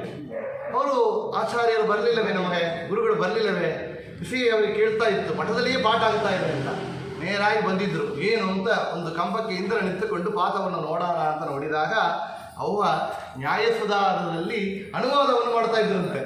ಮಾಡ್ತಾ ಇದ್ದಾಗ ಇವರಿಗೆ ಏನೊಂದು ಅರ್ಥ ಪರಿಚಯ ಇಲ್ಲ ಅಂಗಿರ್ತೋ, ಇನ್ನು ವಿಶೇಷವಾದ ಅರ್ಥಗಳನ್ನು ವರದಾಚಾರ್ಯರು ಪರಿಚಯ ಇಲ್ಲದೇ ಇರುವಂತಹ ಅರ್ಥವನ್ನು ಅಲ್ಲಿ ರಘುತ್ತಮ ತೀರ್ಥರು ಮಾಡಿದ್ದಾರೆ. ಅಂದರೆ ಆಚಾರ್ಯರೇ ಜಯತೀರ್ಥರೇ ರಘುವರಿಯರ ಪರಿಪೂರ್ಣ ಅನುಗ್ರಹದಿಂದ ಅವರ ಮುಖಕಮಲದಿಂದ ಅಂಥ ಮಾತುಗಳು ಪಾಠಗಳು ಬರ್ತಾ ಇದೆ ಅಂತ ನಾವು ನೋಡ್ತೇವೆ. ಆಗ ಅವರು ಸಾಷ್ಟಾಂಗವಾಗಿ ನಮಸ್ಕಾರವನ್ನು ಮಾಡಿದರಂತೆ. ಅವರು ದೊಡ್ಡ ಪಂಡಿತರು, ಜ್ಞಾನಿಗಳು ಕೂಡ ವಿಶೇಷವಾಗಿ ನಮಸ್ಕಾರವನ್ನು ಮಾಡಿ ನನ್ನ ಶಿಷ್ಯನಾಗಿ ನೀವು ಸ್ವೀಕಾರವನ್ನು ಮಾಡಬೇಕು ಅಂತ ಮಾಡಿದಾಗ ಅವರಿಗೆ ನೋಡಿ ಜ್ಞಾನಿಗಳಿಗೆ ಈ ಕೋಪ ತಾಪ ಇದೆಲ್ಲ ಇಲ್ಲ. ಆ ಕ್ಷಣ ಮಂತ್ರಾಚರಣೆ ಕೊಟ್ಟು ಅವರಿಗೆ ಅನುಗ್ರಹವನ್ನು ಮಾಡಿದರು ಅಂತ ಕೇಳ್ತೇವೆ ಅವರ ಚರಿತ್ರೆಯಲ್ಲಿ. ಜ್ಞಾನಿಗಳ ಮನಸ್ಸಾಗಿದೆ, ಪರೋಪಕಾರ ವಿಧಂ ಶರೀರ ಅಂತ ವಿಶೇಷವಾಗಿ ಕೇಳ್ತೇವೆ. ಆಚಾರ್ಯ ರಾಯರು ತಮ್ಮ ಪೂರ್ವಾಶ್ರಮ ತಮ್ಮ ಮನೆಗೆ ಬಂದ ಕಳ್ಳ ಚಿನ್ನೆ ಬಸ್ತ್ರೆ ಭಿನ್ನ ಪಾನೀಯ ಪಾತ್ರೆ ಒಂದು ಜೊಟ್ಟು ಕಣ್ಣೀರು ಬಿಟ್ಟಿರುತ್ತೆ. ಯಾತಕ್ಕೆ ಅಂದರೆ ನಮ್ಮನೆಗೆ ಬಂದಲ್ಲ, ಇಲ್ಲಿ ಬಂದು ಅವನೇನಿದೆ ಒಳ್ಳೆ ಧನವಂತರ ಮನೆಗೆ ಹೋಗಿದ್ದರೆ ಇನ್ನೂ ಎಷ್ಟು ಸಿಗುತ್ತಾ ಇತ್ತು. ಇನ್ನೊಂದು ನಾವು ಕಷ್ಟಪಡ್ತಾ ಇದ್ದೇವೆ, ಬಡತನ ಇದ್ದೇವೆ ಅಂದರೆ ನಮ್ಮಕ್ಕಿಂತ ಕಷ್ಟಪಡುವ ಒಬ್ಬ ಇದ್ದಾನೆ, ಭಗವಂತ ನಮ್ಮನ್ನು ಚೆನ್ನಾಗಿಟ್ಟಿದ್ದಾರೆ ಅಂತ. ಅದ್ವೇಷ್ಟ ಸರ್ವಭೂತಾನ ಮೈತ್ರ ಕರುಣೆಯೇವ ಚ ನಿರ್ಮಮೋ ನಿರಹಂಕಾರ ಸಮದುಃಖ ಸುಖ ಕ್ಷಮಿ ಮಮಕಾರ ಅಹಂಕಾರ ಇಲ್ಲ. ಎಲ್ಲ ಭೂತರಾಶಿಗಳಿ ಕಾರುಣ್ಯ, ಸುಖ ದುಃಖ ಸಮಕ್ಷಮಿ, ಸುಖವಾಗಲಿ ಬಹು ದುಃಖವಾಗಲಿ ಸಕ ನೀನಾಗಿರೋ ಪಾಂಡುರಂಗ. ಅಂಥ ರೀತಿಯಲ್ಲಿ ಭಕ್ತಿ ಮಾಡಿದವರು ರಾಯರ ಗೌತಮ ತೀರ್ಥರು. ಏನಷ್ಟೇ ಒಂದು ನಮ್ಮ ಗುರುಗಳು ಬೃಂದಾವನಸ್ಥರಾಗಿದ್ದಾರೆ, ಮುಂದೆ ಪಾಠ ನಡೆಯಬೇಕು, ದೃಢವಾಗಿ ನಂಬಿದರು ತಮ್ಮ ಗುರುಗಳ. ನಂಬಿ ಕೆಟ್ಟವರಿಲ್ಲವೋ ರಂಗಯ್ಯನ, ನಂಬದೆ ಕೆಟ್ಟರೆ ಕೆಡಲಿ. ಅವರ ನಂಬಿಕೆಗೆ ಆ ಗುರುಗಳ ಅನುಗ್ರಹವನ್ನು ಮಾಡಿದ್ದಾರೆ ಅಂತ ನಾವು ಹುಡ್ತೇವೆ. ಮುಂದೆ ಮಠದಲ್ಲಿ ಎಲ್ಲ ಚೇಂಜಸ್ ತಗೊಂಡು ಬಂದರು. ಚೇಂಜಸ್ ಅಲ್ಲ, ಅದು ರೆವಲ್ಯೂಷನ್ ಹೇಳಬೇಕು, ಪುರಕ್ಷೆ ಮಾಡಿದರು. ಏನು ಅಂದರೆ ನಾವು ಕೇಳಿದ್ದೆವು, ಆ ರಘುವರಿಗೆ ತೀರ್ಥರು ಮುಂದೆ ಅವರಿಗೆ ಹೇಳಿದಿರುತ್ತೆ ಉಪದೇಶದಲ್ಲಿ, ಮುಂದೆ ಕಲಿಕಾಲ ಹಿಂಗಿರುತ್ತೆ. ಯಾತಕ್ಕೆ ಅಂದರೆ ಹೊರಗಡೆ ಒಂದು ಏನೊಂದು ಸ್ವರೂಪ ಇದೆಯೋ ಅದನ್ನು ನೋಡಿ ಎಲ್ಲ ಚೇಂಜ್ ಆಗ್ತಾರೆ, ಒಳಗೆ ಏನು ಇರುವಂತ ನೋಡೋದಿಲ್ಲ. ಈಗ ಡಾಂಬಿಕ ಆಡಂಬರಿಗೆ ಎಲ್ಲ ಹೆಚ್ಚು ಗೌರವವನ್ನು ಕೊಡ್ತಾರೆ ಹೊತ್ತು ಕೌಪಿನ ಮಾತ್ರ ಉಟ್ಟುಕೊಂಡಿದ್ದ ಸನ್ಯಾಸಿಗಳಿಗೆ ಅಷ್ಟು ಗೌರವ ಇಲ್ಲ. ದೊಡ್ಡ ಪಂಡಿತರು ಬರ್ತಾರೆ, ಪಂಡಿತರ ಕೈಲಿ ಬ್ರೇಸ್ಲೆಟ್ ಹಾಕಿಟ್ಟು ಚೈನ್ ಹಾಕಿದ್ರೆ ಅವರಿಗೆ 1000 ರೂಪಾಯಿ ಕೊಡೋದು, 500 ಕೊಡೋದು. ಅವರೇ ಚೈನ್ ಹಾಕಿ ಬಂದಾರೆ, ಕಾಲು ಬಂದಿದ್ದಾರೆ ಅಂತ ಕೊಡ್ತಾರೆ. ಅವರಿಗೆ ಜ್ಞಾನ ಎಷ್ಟಿದೆ ಅಂತ ನೋಡೋದಿಲ್ಲ. ಇವತ್ತು ಆ ರೀತಿಯಲ್ಲಿ ಚೇಂಜ್ ಆಗಿತ್ತ ಇದೆ ಕಲಿಯುಗದಲ್ಲಿ. ಆಗ ರಘುತ್ತಮ ತೀರ್ಥರ ಕಾಲದಿಂದ ವಿಶೇಷವಾಗಿ ಮಠದ ಪೀಠದ ಗೌರವನ್ನ ಮುಂದೆ ಕಾಪಾಡಬೇಕಾದರೆ ವಿಶೇಷವಾಗಿ ಯಾಣ ಕುದುರೆಗಳ ಆ ಒಂದು ಸಂಪತ್ತು ವೈಭವದಿತ್ತು. ಒಬ್ಬೊಬ್ಬರಿಗೆ ಒಂದು ಡಿಪಾರ್ಟ್ಮೆಂಟ್ ಮಾಡಿದಿರುತ್ತೆ. ನೀರು ಅಂದರೆ ಜಲ ಮಡಿಯಾಗಿ ತಗೊಂಡು ಬರಕ್ಕೆ ಒಬ್ಬ, ಅದು ತನಿ ಡಿಪಾರ್ಟ್ಮೆಂಟ್ ಅವರು. ಮುಂದೆ ಪರ್ಮಿಷನ್ ತಗೊಂಡು ಬರಬೇಕು, ಚಿಪ್ಪಾಯಿಗಳು ಇರಬೇಕು, ಮರ ಪಲ್ಲಕ್ಕಲಿ ಮರವನ್ನು ಹೋಗಬೇಕು. ಈಗ ಕಾಲ ರೀತಿ ನಡೆದೇ ಹೋಗಬಾರ್ದು, ಅಲ್ಲಿ ಒಂದು ಗೌರವವನ್ನು ತೋರಿಸಬೇಕು ಅಂತೇಳಿ ಆ ರೀತಿಯಲ್ಲಿ ಮಾಡಿ ಚಿಕ್ಕ ಅಡಿಗೆ ದೊಡ್ಡ ಅಡಿಗೆ ಎಂಬ ಸಂಪ್ರದಾಯವನ್ನು ತಗೊಂಡು ಬಂದರು. ತಮಗೆ ವಿಶೇಷವಾಗಿ ರಾಮದೇವರ ಪೂಜೆಗೆ ಮಡಿಯಾಗಿ ಅಡಿಗೆ ಮತ್ತು ಶಿಷ್ಯರಿಗೆ, ಪಂಡಿತರಿಗೆ ಮತ್ತು ದೊಡ್ಡ ಎಲ್ಲ ಜನಗಳಿಗೆ ಒಂದು ಅಡಿಗೆ, ಆ ಒಂದು ಕ್ರಮವನ್ನು ಕೂಡ ರಘುತ್ತಮರು ತಗೊಂಡು ಬಂದಿದ್ದಾರೆ ಅಂತ ಆ ಒಂದು ಕ್ರಮ ಇವತ್ತು ಎಲ್ಲದಲ್ಲಿ ಹಿಡಿದುಕೊಂಡಿದೆ. ಯಾತಕ್ಕೆ ಅಂದರೆ ಆ ಒಂದು ಗೌರವ ಉಳಿಸಲಿಕ್ಕೆ ಆಗೋದಿಲ್ಲ. ಆ ಕಾಲದಲ್ಲಿ ಇದ್ದರು ಅಂದರೆ ಆ ಜ್ಞಾನಿಗಳೆಲ್ಲ ಬ್ರಾಹ್ಮಣೋತ್ತಮರೆಲ್ಲ ಮನೆಯ ವೈಶ್ವದೇವಾದಿಗಳನ್ನ ಮಾಡಿ ಶ್ರದ್ಧೆಯಿಂದ ಮಾಡಿ ಆಚಾರ್ಯ ಚರಿತ್ರೆ ಕೇಳ್ತಾರೆ. ಏಕಕಾಲದಲ್ಲಿ 5 ಮನೆ ಊಟವನ್ನು ಆಚಾರ್ಯರು ಏಕಕಾಲದಲ್ಲಿ ಭಿಕ್ಷೆಯನ್ನು ಸ್ವೀಕಾರ ಮಾಡಿ ತಗೊಂಡಿಟ್ಟಿದ್ರು. ಮನೆಯಿಂದ 5 ಮನೆ ಜನರು ತಂದಿಟ್ಟ ಎಲ್ಲನೇ ಏಕಕಾಲ ಸ್ವೀಕಾರ ಮಾಡಿರೋದು ಆಚಾರ್ಯ. ಆ ಶ್ರದ್ಧಾ ಭಕ್ತಿ ಇರೋದಿಲ್ಲ ಅಂತೇಳಿ ಚಿಕ್ಕ ಅಡಿಗೆ ದೊಡ್ಡ ಅಡಿಗೆ ಕ್ರಮವನ್ನು ಕೂಡ ತಗೊಂಡು ಬಂದಿದ್ದಾರೆ ಅಂತ. ಆಗ ರಾಮದೇವರು ಪೂಜೆ ಮಾಡಬೇಕಾದ್ರೆ ತಾಯಿ ಮೇಲೆ ಅಷ್ಟೊಂದು ಭಕ್ತಿ ಇತ್ತು ರಘುತ್ತಮ ತೀರ್ಥರಿಗೆ, ಪೂರ್ವಾಶ್ರಮ ತಾಯಿ ಮೇಲೆ. ಹೇಗೆಂದರೆ ಅವರು ಪೂಜೆ ಮಾಡಿದರೆ ಅಷ್ಟದಿಕ್ಪಾಲಕರುಗಳು ಬರ್ತಾ ಇದ್ರಂತೆ. ರಘುತ್ತಮ ತೀರ್ಥರು ಪೂಜೆ ಮಾಡಬೇಕಾದ್ರೆ ಅಷ್ಟದಿಕ್ಪಾಲಕರು ಆದ ಇವರೇ ನಿವೃತ್ತಿ ಅಂಶ ಸಂಭೂತರು. ಆಗ ತಾಯಿ ಯಮಧರ್ಮ ಕಾಣಿಸಿದ ಅಂತ ಕೇಳ್ತಾರೆ ಒಂದು ಚರಿತ್ರೆಯಲ್ಲಿ. ಯಮಧರ್ಮ ಕಾಣಿಸಿದಂತೆ, ಯಮ ಕಾಣಿಸಿದ್ರೆ ಹೆದರ್ಕೊಂಡು ಬಿಡ್ತಾರೆ, ಯಮ ಬರ್ತಾಳಲ್ಲ ನಮ್ಮ ಕಣ್ಣಿಗೆ ಅಂತ. ಆಗ ರಘುತ್ತಮ ತೀರ್ಥರು ಹೇಳಿದಾಗ ಅವರೆಲ್ಲ ದಿಕ್ಪಾಲಕರಿಗೆ ಹೇಳಿಕೊಂಡಿರ್ತಾರೆ, ಬನ್ರಿ ರಾಮದೇವರ ಪೂಜೆಯನ್ನು ನೋಡಿ, ಅದು ನಮ್ಮ ತಾಯಿ ಕಣ್ಣಿಗೆ ಕಾಣದೆ ಬಂದು ಹೋಗಿ ಅಂತ, ತಾಯಿ ಕಣ್ಣಿಗೆ ಕಾಣಿಸಬೇಡಿ ಅಂತ ಯಮಧರ್ಮರಾಜರಲ್ಲಿ ಕೇಳಿಕೊಂಡ್ರು ರಘುತ್ತಮ ತೀರ್ಥರು ಅಂತ. ತಾಯಿ ಮೇಲೆ ಅಷ್ಟೊಂದು ಭಕ್ತಿ. ಅವರ ಬೃಂದಾವನದಲ್ಲಿ ಕೂಡ ತಾಯಿಯ ಚಿತ್ರ ಇದೆ ಅಂತ. ಯಮ ನಿವೃತ್ತಿ ಪಕ್ಕದಲ್ಲೇ ತಾನೆ, ಯಮ ನಿವೃತ್ತಿ ಪಕ್ಕದಲ್ಲೇ ಇರ್ತಾರೆ ಅಂತ. ಅದು ಪಕ್ಕದ ಮನೆಯವರು ಅಂತ ಹೇಳಿದಂತೆ ಪಕ್ಕದ ದಿಕ್ಕಿನವರು ಯಮಧರ್ಮರಾಜ. ಆಗ ಯಮಧರ್ಮರು ಅಂದರೆ ಅವರ ಉಪಾಸನಾ ಮೂರ್ತಿ ರಾಮದೇವರೇ. ಅದಕ್ಕಾಗಿ ನೋಡಿ ರಾಮದೇವರ ಪೂಜೆಗೆ ಯಮಧರ್ಮದೇವರು ಬರ್ತಾ ಇದ್ರು ಅಂತ, ಆಚಾರ್ಯರು ಪಾಠಕ್ಕೆ ಶೇಷದೇವರು ಬರ್ತಾ ಇದ್ರು, ರುದ್ರದೇವರು ಬರ್ತಾ ಇದ್ರು. ಅಂದರೆ ರಘುತ್ತಮರ ಆರಾಧನೆ, ರಾಮದೇವರ ಆರಾಧನೆಗೆ ದಿಗ್ದೇವತೆಗಳು ಬರ್ತಾ ಇದ್ರು ಅಂತ ಕೇಳ್ತೇವೆ. ಆಗ ಮುಂದೆ ಅವರ ಶಿಷ್ಯ ಪರಂಪರೆ ಅಂತ ಕೇಳಿದರೆ ಅವರಿಗೆ ರಘುಪತಿ ತೀರ್ಥರು ಅಂತ ಒಂದು ಶಿಷ್ಯರಿದ್ದರು. ಅವರು ಇವರಲ್ಲಿ ಅಧ್ಯಯನ ಮಾಡಿದರು. ವಿಶೇಷವಾಗಿ ತತ್ವಪ್ರಚಾರಕ್ಕಾಗಿ ರಘುತ್ತಮ ದೇವರು ಅವರನ್ನು ಕರೆಸಿಕೊಡ್ತಾರೆ.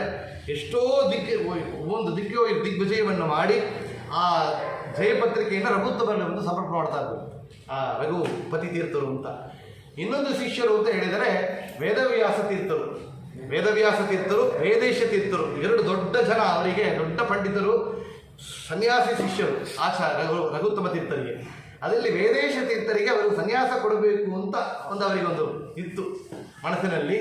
ಆಗ ಅದು ಕೇಳಿಕೊಂಡಾಗ ಅವರು ಹೇಳಿರುತ್ತೆ, ಇಲ್ಲೆಲ್ಲ ನಮ್ಮ ಶಿಷ್ಯರಾದ, ಅதாவது ನಮ್ಮ ಪೂರ್ವಾಶ್ರಮ ತಮ್ಮಂದರಾದ ಯಾದವಾರ್ಯರಿಗೆ ನಾವು ಪಾಠವನ್ನು ಹೇಳಬೇಕು ಅಂತ ನಾನು ಸಂಕಲ್ಪವನ್ನು ಮಾಡಿಕೊಂಡಿದ್ದೇನೆ.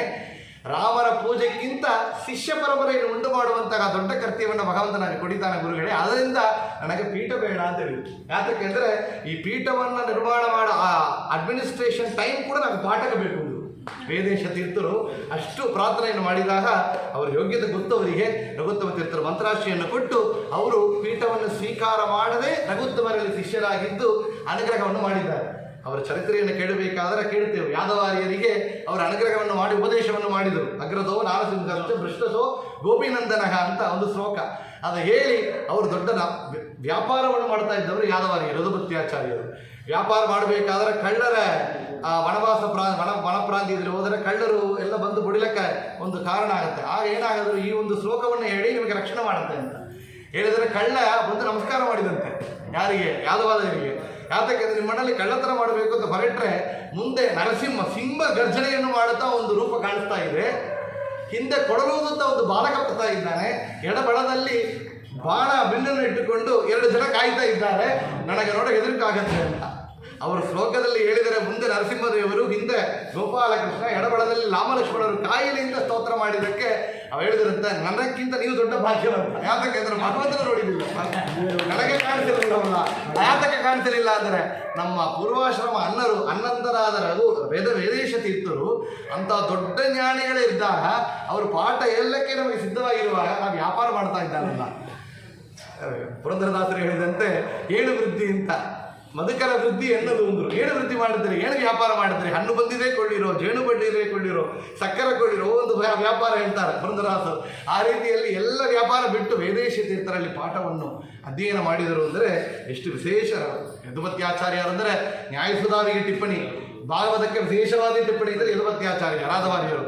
ಇನ್ನೊಂದು ಅವರ ತಮ್ಮ ನೋಡಿ, ಯದುಪತ್ಯಾಚಾರ್ಯರಿಗೆ ತಮ್ಮರಾದ ಬದರಗಳ್ಳಿ ಶ್ರೀನಿವಾಸ ತೀರ್ಥರಿಗೆ ಪಾಠ ಹೇಳಿದವರು ಅಂದರೆ ಯಾದವಾರ್ಯರು. ಬದರಗಳ್ಳಿ ಶ್ರೀನಿವಾಸ ತೀರ್ಥರು ಅಂದರೆ ಅವರು ವಿಶೇಷವಾಗಿ ನ್ಯಾಯಸುಧಾದಿ ಗ್ರಂಥಗಳಿಗೆ ಟಿಪ್ಪಣಿ ಮಾಡಿದವರು. ರಾಯರು ಇಂಕ್ ಬೇಕು ಅಂತ ಅವ್ರ ಮನೆಗೆ ಹೋಗಿದ್ದುಂತೆ, ಮಡಿಯಲ್ಲಿ ಎಲ್ಲಿ ಇಂಕ್ ಸಿಕ್ಕತ್ತೆ ಅಂತ. ಹೋದರೆ ಇವ್ರ ಮಡಿಯಲ್ಲಿ ಸಿಕ್ಕತ್ತೆ. ಯಾತಕ್ಕೆ ಅಂದರೆ ಗಂಗಾ ನದಿಗಳಲ್ಲಿ ಮಡಿಯಲ್ಲಿ ಪ್ರಿಪೇರ್ ಮಾಡಿ ಇಟ್ಟಬೇಕಂತೆ. ಗಂಗಾ ನದಿ ಯಗಾಳು ಪವಿತ್ರ. ಇವರು ತುಂಗಭದ್ರೆಯಲ್ಲಿ ಒಂದು ದಿವಸ ಗಂಗಾ ಸಾನ್ನಿಧ್ಯ ಅಂತ ಹೇಳಿ ಆತ ಮಡಿಯಲ್ಲಿ ಮಾಡ್ತಾ ಇದ್ರಂತೆ ಶ್ರೀನಿವಾಸಾಚಾರ್ಯರು. ಬಂದು ಅವರ ಗ್ರಂಥಗಳನ್ನ ನೋಡಿದಿರುತ್ತೆ. ರಾಯರು ನೋಡಿ ನಿಮಗೆ ಶ್ರೀನಿವಾಸ ತೀರ್ಥರು ಅಂತ ಪಟ್ಟ ಕೊಟ್ಟಿದ್ದಾರೆ. ಗೃಹಸ್ಥಾಶ್ರಮಗಳಿರುವವರಿಗೆ ತೀರ್ಥರು ಎಂಬ ಪಟ್ಟವನ್ನು ಕೊಟ್ಟಿದ್ದಾರೆ ರಾಯರು. ಅಂದರೆ ಅಷ್ಟು ದೊಡ್ಡ ಪಂಡಿತರು ಬದರಗಳ್ಳಿ ಶ್ರೀನಿವಾಸ ತೀರ್ಥರು ಅಂತ ಬದರಗಳ್ಳಿ ಶ್ರೀನಿವಾಸ ತೀರ್ಥರು, ಯಾದವಾರ್ಯರು, ಇವರೆಲ್ಲ ಯಾರು ಅಂದರೆ ವೇದೇಶ ತೀರ್ಥರ ಶಿಷ್ಯರು. ಯಾತ ಕೇಳ್ತಾನಂದ್ರೆ ಭವಬೋಧ ಕೃತಂ ಸೇವೆ ರಘುತ್ತಮ ಮಹಾಗುರುಂ ಶಿಷ್ಯಾದ್ಯ ಟಿಪ್ಪಣ್ಯಾಚಾರ್ಯ ಸಂಹಿತಾ. ರಘುವರಿಯ ತೀರ್ಥರ ಅನುಗ್ರಹದಿಂದ ಒಂದೇ ರಾತ್ರಿಯಲ್ಲಿ ಟಿಪ್ಪಣಿಕಾರರು ಇವರು ಆದರೂ ಅದು ಮಾತ್ರ ಇಲ್ಲ, ತಮ್ಮ ಶಿಷ್ಯರು ವೇದೇಶ ತೀರ್ಥರು, ಅವರ ಶಿಷ್ಯರಾದ ಯದುಪತ್ಯಾಚಾರ್ಯರು, ಅವರ ಶಿಷ್ಯರಾದ ಶ್ರೀನಿವಾಸ ತೀರ್ಥರು ಇಡೀ ಪರಂಪರೆಯನ್ನ ಟಿಪ್ಪಣಿಕಾರರಾಗಿ ಮಾಡಿಸಿದ್ದಾರೆ ಅಂತ ವಿಶೇಷವಾಗಿ ನೋಡ್ತೇವೆ. ಆಗ ತಮ್ಮ ಇನ್ನೊಂದೇ ಶಿಷ್ಯರಾದ ವೇದವ್ಯಾಸ ತೀರ್ಥರು ಅಂತ ಕೇಳಿದರೆ ಅವರು 12 ವರ್ಷ ಕಾಲ ವೇದವ್ಯಾಸ ದೇವರ ಜಪವನ್ನು ಮಾಡಿ ಸಿದ್ಧಿಯನ್ನು ಪಡೆದವರು ಅಂತ. ಅವರಿಗೆ ವೇದವ್ಯಾಸ ತೀರ್ಥರು ಅಂತ ನಾಮಕರಣವನ್ನು ಮಾಡಿದ್ದಾರೆ. ಅವರು ವೇದವ್ಯಾಸ ತೀರ್ಥರ ಉಪಾಸನ ಬಲ ಅವರಿಗಿದೆ ಅಂತ ನೋಡಿ ಅವರಿಗೆ ಉತ್ತರಾಧಿಕಾರಿಯಾಗಿ ಇರಬೇಕು ಅಂತ ಹೇಳಿ ವೇದವ್ಯಾಸ ತೀರ್ಥರಿಗೆ ಮುಂದೆ ಪೀಠವನ್ನು ಯಾರಿಗೆ ಕೊಟ್ಟಿದ್ದಾರೆ ಅಂದರೆ ರಘುತ್ತಮ ತೀರ್ಥರು ವೇದವ್ಯಾಸ ತೀರ್ಥರಿಗೆ ಕೊಟ್ಟಿದ್ದಾರೆ ಅಂತ ಕೇಳ್ತೇವೆ. ಅವರು ವಿಶೇಷವಾಗಿ ಜಯತೀರ್ಥರ ಸ್ವತಂತ್ರ ಗ್ರಂಥ ಪದ್ಯಮಾಲಾದಿಯಾಗಿ ವ್ಯಾಖ್ಯಾನ ಮಾಡಿದವರು ಅಂದರೆ ವೇದವ್ಯಾಸ ತೀರ್ಥರು ಅಂತ ನೋಡ್ತೇವೆ. ಅದರ 18 ಗ್ರಂಥ ಇಲ್ಲದೆ 3 ಗ್ರಂಥವನ್ನು ಮಾಡಿದ್ದಾರೆ ಜಯತೀರ್ಥರು. ಪದ್ಯಮಾಲಾ ಒಂದು, ಅದರಲ್ಲಿ ವಾದಾವಳಿ ಅಂತ ಒಂದು ಗ್ರಂಥ, ಅದರಲ್ಲಿ ಈ ಪದ್ಯಮಾಲಾ ಗ್ರಂಥಕ್ಕೆ ವ್ಯಾಖ್ಯಾನವನ್ನು ಮಾಡಿದವರು. ದೇವರ ಪೂಜೆ ಯಾವ ರೀತಿಯಲ್ಲಿ ಮಾಡಬೇಕು ಅಂತ ಅದು ಪದ್ಯ ರೂಪದಲ್ಲಿ ಮಾಡಿದ ಗ್ರಂಥಕ್ಕೆ ವ್ಯಾಖ್ಯಾನವನ್ನು ಮಾಡಿದ್ದಾರೆ ಅಂತ ಕೇಳ್ತೇವೆ. ಮುಂದೆ ಧರಂಗಿಣಿ ರಾಮಾಚಾರ್ಯರು ಅಂತ ಅವರು ದೊಡ್ಡ ಪಂಡಿತರು, ಅವರಿಗೆ ಪಾಠವನ್ನು ಹೇಳಿದವರು ರಘುತ್ತಮ ತೀರ್ಥರು. ಅವರ ಪರಂಪರೆ ದೊಡ್ಡ ಪರಂಪರೆ ಬಂದಿದೆ, ಧರಂಗಿಣಿ ರಾಮಾಚಾರ್ಯರ ಪರಂಪರೆ. ಇನ್ನೊಂದು ಮುಖ್ಯವಾಗಿ ಹೇಳಬೇಕು, 10 ನಿಮಿಷ ಕಾಲ ಇದೆ, ಹೇಳಬೇಕು ಅಂದರೆ ಅವರು ರಘುತ್ತಮ ತೀರ್ಥರ ಮಠದಲ್ಲಿ ರಾಮದೇವರಿಗೆ ನೈವೇದ್ಯಕ್ಕಾಗಿ ನಿತ್ಯನು ರೊಟ್ಟಿಯನ್ನು ಮಾಡುವಂತಹ ವೆಂಕಣ್ಣ ಅಂತಿದ್ರು. ರೊಟ್ಟಿ ವೆಂಕಣ್ಣ ಅವರ ಹೆಸರು. ಆ ವೆಂಕಣ್ಣ ಏನು ಮಾಡಿದ್ರು ಅಂದರೆ ರಘುತ್ತಮ ತೀರ್ಥರಲ್ಲಿ ಕೇಳ್ತಾ ಇದ್ದಿರುತ್ತೆ, ನಿತ್ಯನು ನಿನ್ನ ಶಿಷ್ಯರಾಗಿ ಬರ್ತಾರೆ, ಅಕ್ಷರಾಭ್ಯಾಸ ಆಗುತ್ತೆ, ನಾಳೆ ಟಿಪ್ಪಣಿಕಾರಾಗಿ ಹೊರಡ್ತಾ ಇದ್ದಾರೆ. ನಿಮ್ಮರಲ್ಲಿ ಎಷ್ಟೋ ಜನ ಅಕ್ಷರಾಭ್ಯಾಸ ಮಾಡಿಕೊಡುತ್ತಾರೆ, ಟಿಪ್ಪಣಿಕಾರರಾಗಿ ಹೋಗ್ತಾರೆ. ನಮಗೆ ಏನು ಗೊತ್ತಿಲ್ಲ, ರಾಮದೇವರಿಗೆ ರೊಟ್ಟಿ ಮಾತ್ರ ಮಾಡಿ ಸೇವೆ ಮಾಡುವಂಥ ಭಾಗ್ಯ, ಅದೇ ದೊಡ್ಡ ಭಾಗ್ಯ ಇದ್ರೂ ನನಗೆ ನಿಮಗೆ ಅನುಗ್ರಹ ಆಗಬೇಕು, ನಿಮ್ಮ ಅನುಗ್ರಹ ಆಗಬೇಕು, ಏನೋ ಒಂದು ಉಪದೇಶ ಆಗಬೇಕು, ಜ್ಞಾನವನ್ನು ನೀವು ಅನುಗ್ರಹವನ್ನು ಮಾಡಬೇಕು ಅಂತ ಪ್ರಾರ್ಥನೆ ಮಾಡಿದಾಗ ರಘುತ್ತಮ ತೀರ್ಥರೇನು ಕೊಟ್ಟಿರಬೇಕು. ಆಗಲಿ ನೀವು ಪಾಠ ಕೇಳಿ ತಿಳಿರ್ಬೋದು, ಇಲ್ಲ ಯಾರೋ ಒಂದು ಶಿಷ್ಯನ ಅಪಾಯಿಂಟ್ ಮಾಡಿ ಡೆಲಿಗೇಟ್ ಮಾಡಿರ್ಬೋದು, ಅವರಿಗೆ ಪಾಠ ಏನು ಅಂತ. ಇಲ್ಲ ನಿಮಗೆಲ್ಲ ಪಾಠ ಬರೋದಲ್ಲ, ಅಡಿಯವೇ ಮಾಡಬೇಕು. ಈಗ ಈ ಕಾಲದಲ್ಲಿ ಆಗಿಲ್ಲ, ಎಲ್ಲರೂ ಎಲ್ಲೆಡೆ ಮಾಡಬೇಕು. ಆಚಾರ್ಯರೆಲ್ಲ ಮಾಡ್ತಾ ಇದ್ದಾರೆ. ನಮಗೆ ಆಚಾರ್ಯ ಪರಿಚಯ ಆದಾಗ ಒಂದು 10 ವರ್ಷಕ್ಕೆ ಮುಂಚೆ ಕಾಲ ಬಂದಿದ್ದೆವು. ಅಡಿಯವರೆಲ್ಲ ನೋಡಿ ಅಡಿ ಆಗಿದೆ ಅಂದರು. ಯಾರು ಅಂದರೆ ಆಚಾರ್ಯ ಅಡಿಯನ್ನು ಮಾಡಿ, ದೇವರ ಪೂಜೆಯನ್ನು ಮಾಡಿ, ನಮ್ಮ ತಾತರ ಶ್ರಾದ್ದವನ್ನು ಮಾಡಿ, ಈ ಎಲ್ಲ ಕಾರ್ಯ ಮಾಡಬೇಕು ಅಂದರೆ ಅದು ಹನುಮಂತನ ನಮ್ಮಿಂದ ಸಾಧ್ಯ. ಅಸಾಧ್ಯ ಸಾಧಕ ಸ್ವಾಮಿ ಅಸಾಧ್ಯ ತಮಗಿಂಬತ ರಾಮದೂತ ಕೃಪಾ ಸಿಂಧು ಮತ್ಕಾರ್ಯ ಸಾಧಕ ಪ್ರಭು ಅಂತ ವಿಜಯದಾಸರು ದೊಡ್ಡ ನ್ಯಾಯಸುಧಾ ಮಂಗಳಕ್ಕೆ ಹೋಗಿದ್ರು. ಕೇಳ್ತೇವೆ, ಕೇಳಿದಾಗ ಅವರು ಹೇಳಿದ್ರು ನೀವು ಈ ದೊಡ್ಡ ಏನದು ಸ್ವೀಟ್, ಅದು ಹೆಸರು ಮಂಡಿಗೆ, 1000 ಜನಗಳಿಗೆ ಮಂಡಿಗೆ ಮಾಡು ಅಂದರೆ 1 ಗಂಟೆ ಕಾಳು ಮಾಡಿ ಕೂತಿರುತ್ತೆ. ಅವ್ರು ಅನ್ಕೊಂಡ್ರು 3-4 ಗಂಟೆ ಕಾಲ ಆಗುತ್ತೆ, ನ್ಯಾಯಸುಧ ಮಂಗಳ ಆಗುವಂಥ ಸಮಯವರೆಗೆ ಅವ್ರು ಮಾಡಬೇಕು ಅಂತ. 1 ಗಂಟೆ ಕಾಲ ಎಲ್ಲ ಮಾಡಿಬಿಟ್ಟು ಕೂತಿದ್ದಾರೆ. ವಿಜಯದಾಸರು ಯಾವ ಥರ ಭಗವತ್ ಭಕ್ತರಿಗೆ ಯಾವ್ದಾದ್ರೂ ಸಾಧ್ಯ ಅಂತ ಆಚಾರ್ಯರೊಳಗೆ ಹೇಳಿದ್ದೇವೆ ನಾವು. ಇಲ್ಲಿ ಅವರ ವೆಂಕಣ್ಣ ರೊಟ್ಟಿ ಮಾತ್ರ ಅಂದರೆ ರೊಟ್ಟಿ ಮಾತ್ರ ಇಲ್ಲ, ಇವತ್ತು ಎಲ್ಲ ಕೆಲಸ ಎಲ್ಲರೇ ಮಾಡಬೇಕಾಗಿದೆ. ನಾವು ಇಂದಿನ ಕಾಲದ ಪಂಡಿತರು ಮಾತ್ರ ಪ್ರವಚನ, ಆಚಾರ್ಯ ನಮ್ಮನ್ನು ಎಂಕರೇಜ್ ಮಾಡಿದ್ದು ಫಸ್ಟ್ ನಮ್ಮ ಆಚಾರ್ಯರು. ಯಾತಕ್ಕೆ ಅಂದರೆ ನಮಗೆ ಏನು ಗೊತ್ತಿಲ್ಲ, ನಾವು ಲೌಕಿಕದಲ್ಲಿದ್ದು ಏನೋ IT ಮಾಡಿದವರು. ಇಲ್ಲಿ ನವಬೃಂದಾವನ ಪ್ರತಿಷ್ಠೆ ಆಗಿತ್ತು. ಆಗ ನಾವು ಒಂದು 15 ವರ್ಷ ಇರುತ್ತೆ ಆಚಾರ್ಯ. ಆಗ ಫಸ್ಟ್ ಟೈಮ್ ಆಚಾರ್ಯ ಪರಿಚಯ ನಮಗಾಗಿತ್ತು. ಆಗ ಆಚಾರ್ಯರು ಮಾಡಿದ ಒಂದು ಪ್ರವಚನ ರೀತಿ ನಮಗೆ ಒಂದು ಇನ್ಫ್ಲೂಯೆನ್ಸ್ ಆಗಿದೆ, ನಮಗೆ ಇನ್ಸ್ಪಿರೇಷನ್. ವಾದಿರಾಜರ ಬಗ್ಗೆ ಅಷ್ಟು ಸುಂದರವಾಗಿ ಒಂದು ಗಂಟೆದ ಕಾಲದಲ್ಲಿ ವಾದಿರಾಜರ ಬಗ್ಗೆ, ವಿಶೇಷವಾಗಿ ವ್ಯಾಸರಾಜರ ಬಗ್ಗೆ ಅಲ್ಲಿ ಆರಾಧನೆ ಇತ್ತು. ಅವತ್ತು ಆ ಆರಾಧನೆಯಲ್ಲಿ ನೋಡಿದಾಗ ಆಚಾರ್ಯರು ಅವತ್ತು ಹೇಳಿದರು, ತಮಿಳಿನಲ್ಲಿ ಮಾಡಿ, ಎಲ್ಲ ನಮ್ಮ ಗುರುಗಳ ಬಗ್ಗೆ ಮಾಡಿ ಅಂತ. ಎಷ್ಟೋ ದೊಡ್ಡ ಪಂಡಿತರು ಆಚಾರ್ಯರು, ಮಗನೇ ಕೂಡ ದೊಡ್ಡ ನ್ಯಾಯಸುಧಾದಿ ಪಂಡಿತರು ಅಂದರೂ ಕೂಡ ನಮ್ಮಂಥ ಒಂದು ಪಾವರನ್ನು ಕೂಡ ಮಾಡಿ ಒಂದು ಉತ್ಸಾಹವನ್ನು ಕೊಟ್ಟು ನಮಗೆ ಅನುಗ್ರಹ ಮಾಡಿದ್ದಾರೆ. ಯಾತಕ್ಕೆ ಅಂದರೆ ಇವತ್ತು ಎಲ್ಲ ಹೊರಗೆ ಬರಬೇಕಾಗಿದೆ. ಈ ಕಡೆ ಡಾಕ್ಟರ್ ಆಗಿರಿ, ಆ ಕಡೆ ಬಂದು ಅಲಂಕಾರ ಬುದ್ಧಿ ಕೂತ್ಕೊಳ್ಳಿ, ಈ ಕಡೆ ಡಾಕ್ಟರ್ ಕೆಲಸ ಮಾಡಿ, ಆ ಕಡೆ ಪ್ರವಚನ ಮಾಡಿ, ಈ ಕಡೆ ಇಂಜಿನಿಯರ್ ಆಗಿರಿ, ಈ ಕಡೆ ಸೈನ್ಸ್ ಆಗಿರಿ, ಈ ಕಡೆ ದೇವರಿಗೆ ಬೃಂದಾವನದಲ್ಲಿ ಪೂಜೆ ಮಾಡಿ ಪುರೋಹಿತರಾಗಿರಿ. ಹಾಗಂತ ಯಾತಕ್ಕೆ ಅಂದರೆ ಮುಂದೆ ನಮ್ಮ ಮಕ್ಕಳಿಗೆ ಹೆಣ್ಣು ಮಕ್ಕಳ ಕಡೆ ಸಿಕ್ಕೋದಿಲ್ಲ. ನಾಳೆ ನಮ್ಮ ಮಾದರೆಲ್ಲ ಕಡಿಮೆ ಆಗುತ್ತಾ ಇದ್ದಾರೆ. ಅದರಿಂದ ನಾವು ಆಚಾರಾಗೇ ಇರಬೇಕು ಅಂದರೆ ಅಸಾಧ್ಯ ಇಲ್ಲ. ಲೌಕಿಕಲ್ಲಿರುವವರೂ ಕೂಡ 2 ಕಾಲಿಯನ್ನು ಮಾಡಬೇಕು. ಇಲ್ಲಿ ರಘುತ್ತಮ ತೀರ್ಥರಲ್ಲಂತೂ ಪ್ರಾರ್ಥನೆ ಮಾಡಿದರು, ನಮಗೆ ಜ್ಞಾನ ಆಗಬೇಕು ಅಂತ ಮಾಡಿದಾಗ ರಘುತ್ತಮ ತೀರ್ಥರು ಏನು ಹೇಳಿದೆ, ಇಲ್ಲ ನೇರ ಮಂತ್ರಾಚೆಯನ್ನು ಅವರು ತಲೆ ಮೇಲೆ ಹಾಕಿದರು. ಹಾಕಿ ನಾಳದಿಂದ ವ್ಯಾಸಪೀಠದಲ್ಲಿ ನೀ ಕುಳಿತು ನೀ ಪಾಠವನ್ನೇ ಹೇಳುವುದು. ಏನು ಆಶ್ಚರ್ಯ ಅವರಿಗೆ, ಕಣ್ಣಿಂದ ದಾರಿಯಾಗಿ ಅವರ ಕಣ್ಣೀರು ಆನಂದ ಬಾಷ್ಪ ಬಂದಿದೆ ಅವರಿಗೆ. ಏನು ನಾವು ಪುಣ್ಯ ಮಾಡಿದೆವು. ನಿತ್ಯನು ರೊಟ್ಟಿ ತಟ್ಟಲಕ್ಕೆ ಮಾತ್ರ ಗೊತ್ತು ನಮಗೆ. ರಾಮದೇವರಿಗೆ ಗೋಧಿ ರೊಟ್ಟಿಯನ್ನು ತಟ್ಟಲಕ್ಕೆ ಮಾತ್ರ ಗೊತ್ತು ನಮಗೆ. ಏನು ಗೊತ್ತಿಲ್ಲ, ಅಕ್ಷರಗಳು ಗೊತ್ತಿಲ್ಲ, ಏನು ಗೊತ್ತಿಲ್ಲ, ಶಾಸ್ತ್ರ ಗೊತ್ತಿಲ್ಲ. ನಾವು ಪಾಠವ ಕುಳಿತುಕೊಂಡ್ರೆ ರಘುತ್ತಮ ತೀರ್ಥರು, ಅವರ ಅಂತರ್ಯಾಮಿ ರಘುವರಿಯ ತೀರ್ಥರು, ಆಚಾರ್ಯರು ರಾಮಚಂದ್ರ ದೇವರು ನುಡಿಸಿದ್ದಾರೆ.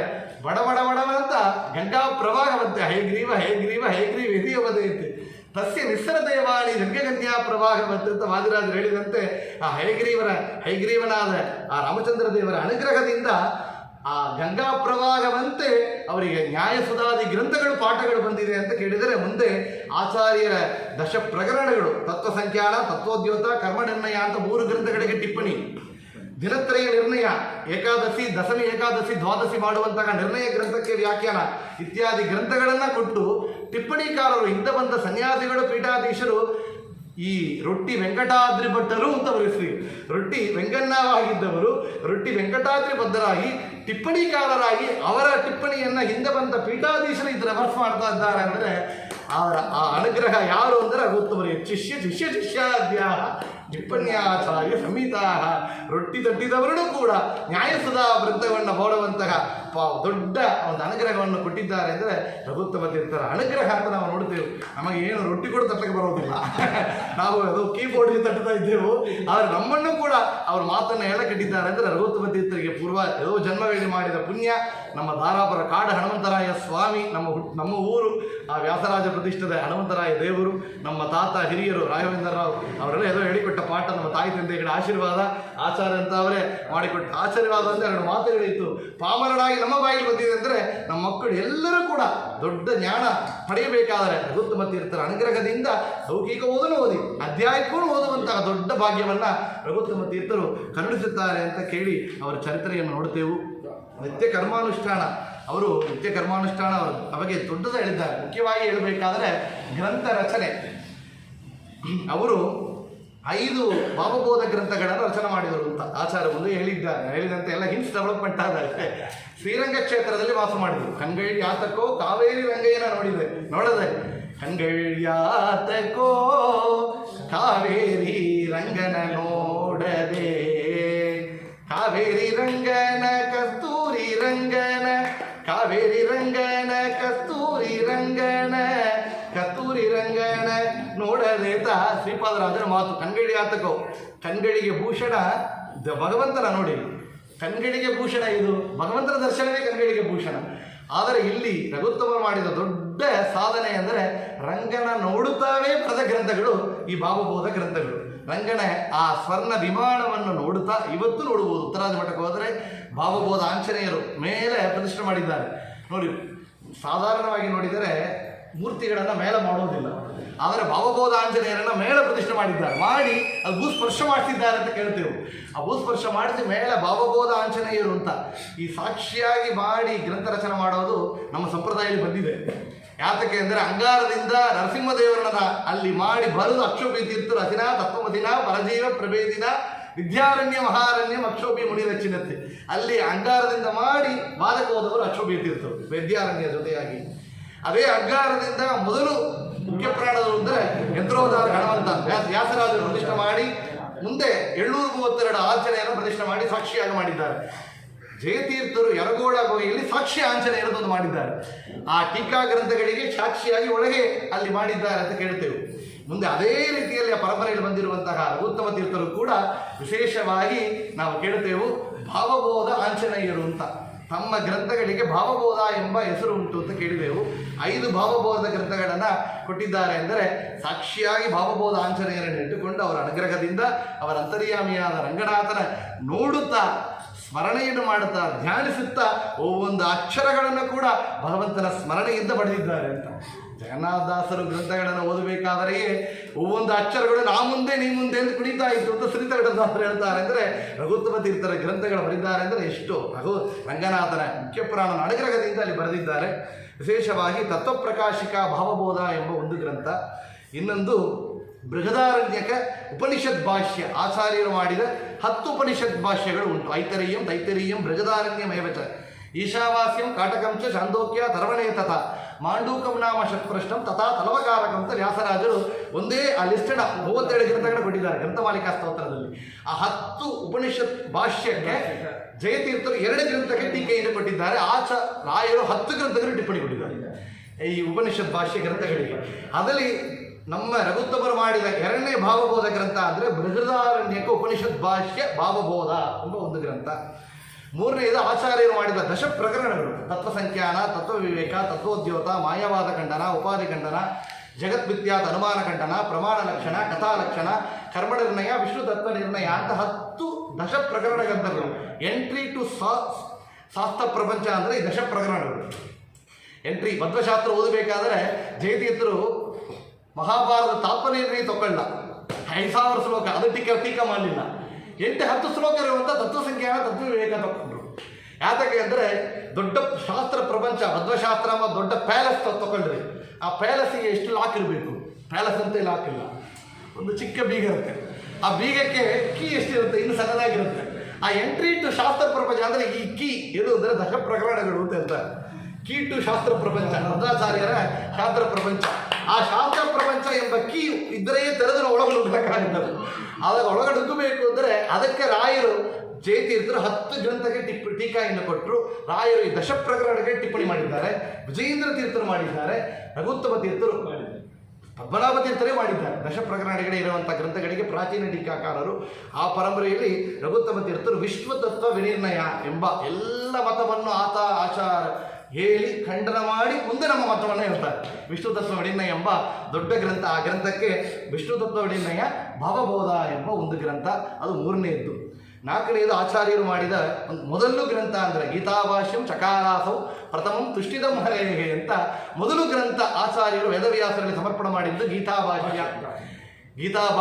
ಗೀತಾಭಾಷ್ಯ ಕಳಗಣ ಬದಲಿಯಲ್ಲಿ ಇದ್ದುಂಡು ಅವರು ಶಕ್ತಿತಃ ಅಂತ ಬರೆದಾಗ ನಾರಾಯಣ ಹೇಳಿದಂತೆ ಲೇಸತಃ ನಮಗೆ ಶಕ್ತಿ ಉಂಟು, ಹೇಳಿದ್ದು ಕೊಂಚ ಶಲಕಂಬ ಅವರು ಕೊಂಚವೇ ತಲಕಂತಾರೆ, ಅದರಿಂದ ಲೇಸತಃ ಅಂತ ಮಾಸಿಕೊಟ್ಟಿದ್ದಾನೆ ಅಂತ. ಗೀತಾಭಾಷ್ಯ ಆಚಾರ್ಯರಿಗೆ ತುಂಬ ಪ್ರೀತಿಕರವಾದದ್ದು 2 ಅಂತ. ಒಂದು ನಿತ್ಯ ಗೀತಾ ಪಾರಾಯಣ, ಇನ್ನೊಂದು ಭಾಗವತ ಶ್ರವಣ. 2 ಮಾಡ್ತಾ ಇದ್ರು ಅಂತಾರೆ. ಶ್ರೀಕೇಶ ತೀರ್ಥರು ಭಾಗವತ ಹೇಳಿದರೆ ಕೇಳಬೇಕು, ಇವರು ಗೀತಾ ಪ್ರವಚನ ಮಾಡಬೇಕು. ಆ ರೀತಿಯಲ್ಲಿ ಆಚಾರ್ಯರು ಮೊದಲು ಗ್ರಂಥ ಅಂದರೆ ಗೀತಾ ಭಾಷ್ಯ, ಇನ್ನೊಂದು ಗೀತಾ ತಾತ್ಪರ್ಯ ನಿರ್ಣಯ. ಇದು ಆಚಾರ್ಯರು ಕೊಟ್ಟ ಗ್ರಂಥಕ್ಕೆ ಏನು ವಿಶೇಷ? ಅದಕ್ಕೆ ಟೀಕಾ ಬರೆದಾರೆ ಟೀಕಾಚಾರ್ಯರು. 2 ದೀಪಿಕಾ ಗ್ರಂಥಗಳು ಕೊಟ್ಟಿದ್ದಾರೆ, ಗೀತಾ ಭಾಷ್ಯ, ಗೀತಾ ತಾತ್ಪರ್ಯ ನಿರ್ಣಯಕ್ಕೆ. ಅದಕ್ಕೆ ರಾಯರು ಟಿಪ್ಪಣಿಯನ್ನು ಬರೆದು ವಿಶೇಷವಾಗಿ ವ್ಯಾಖ್ಯಾನವನ್ನು ಮಾಡಿದ್ದಾರೆ 2 ಗ್ರಂಥಕ್ಕೆ.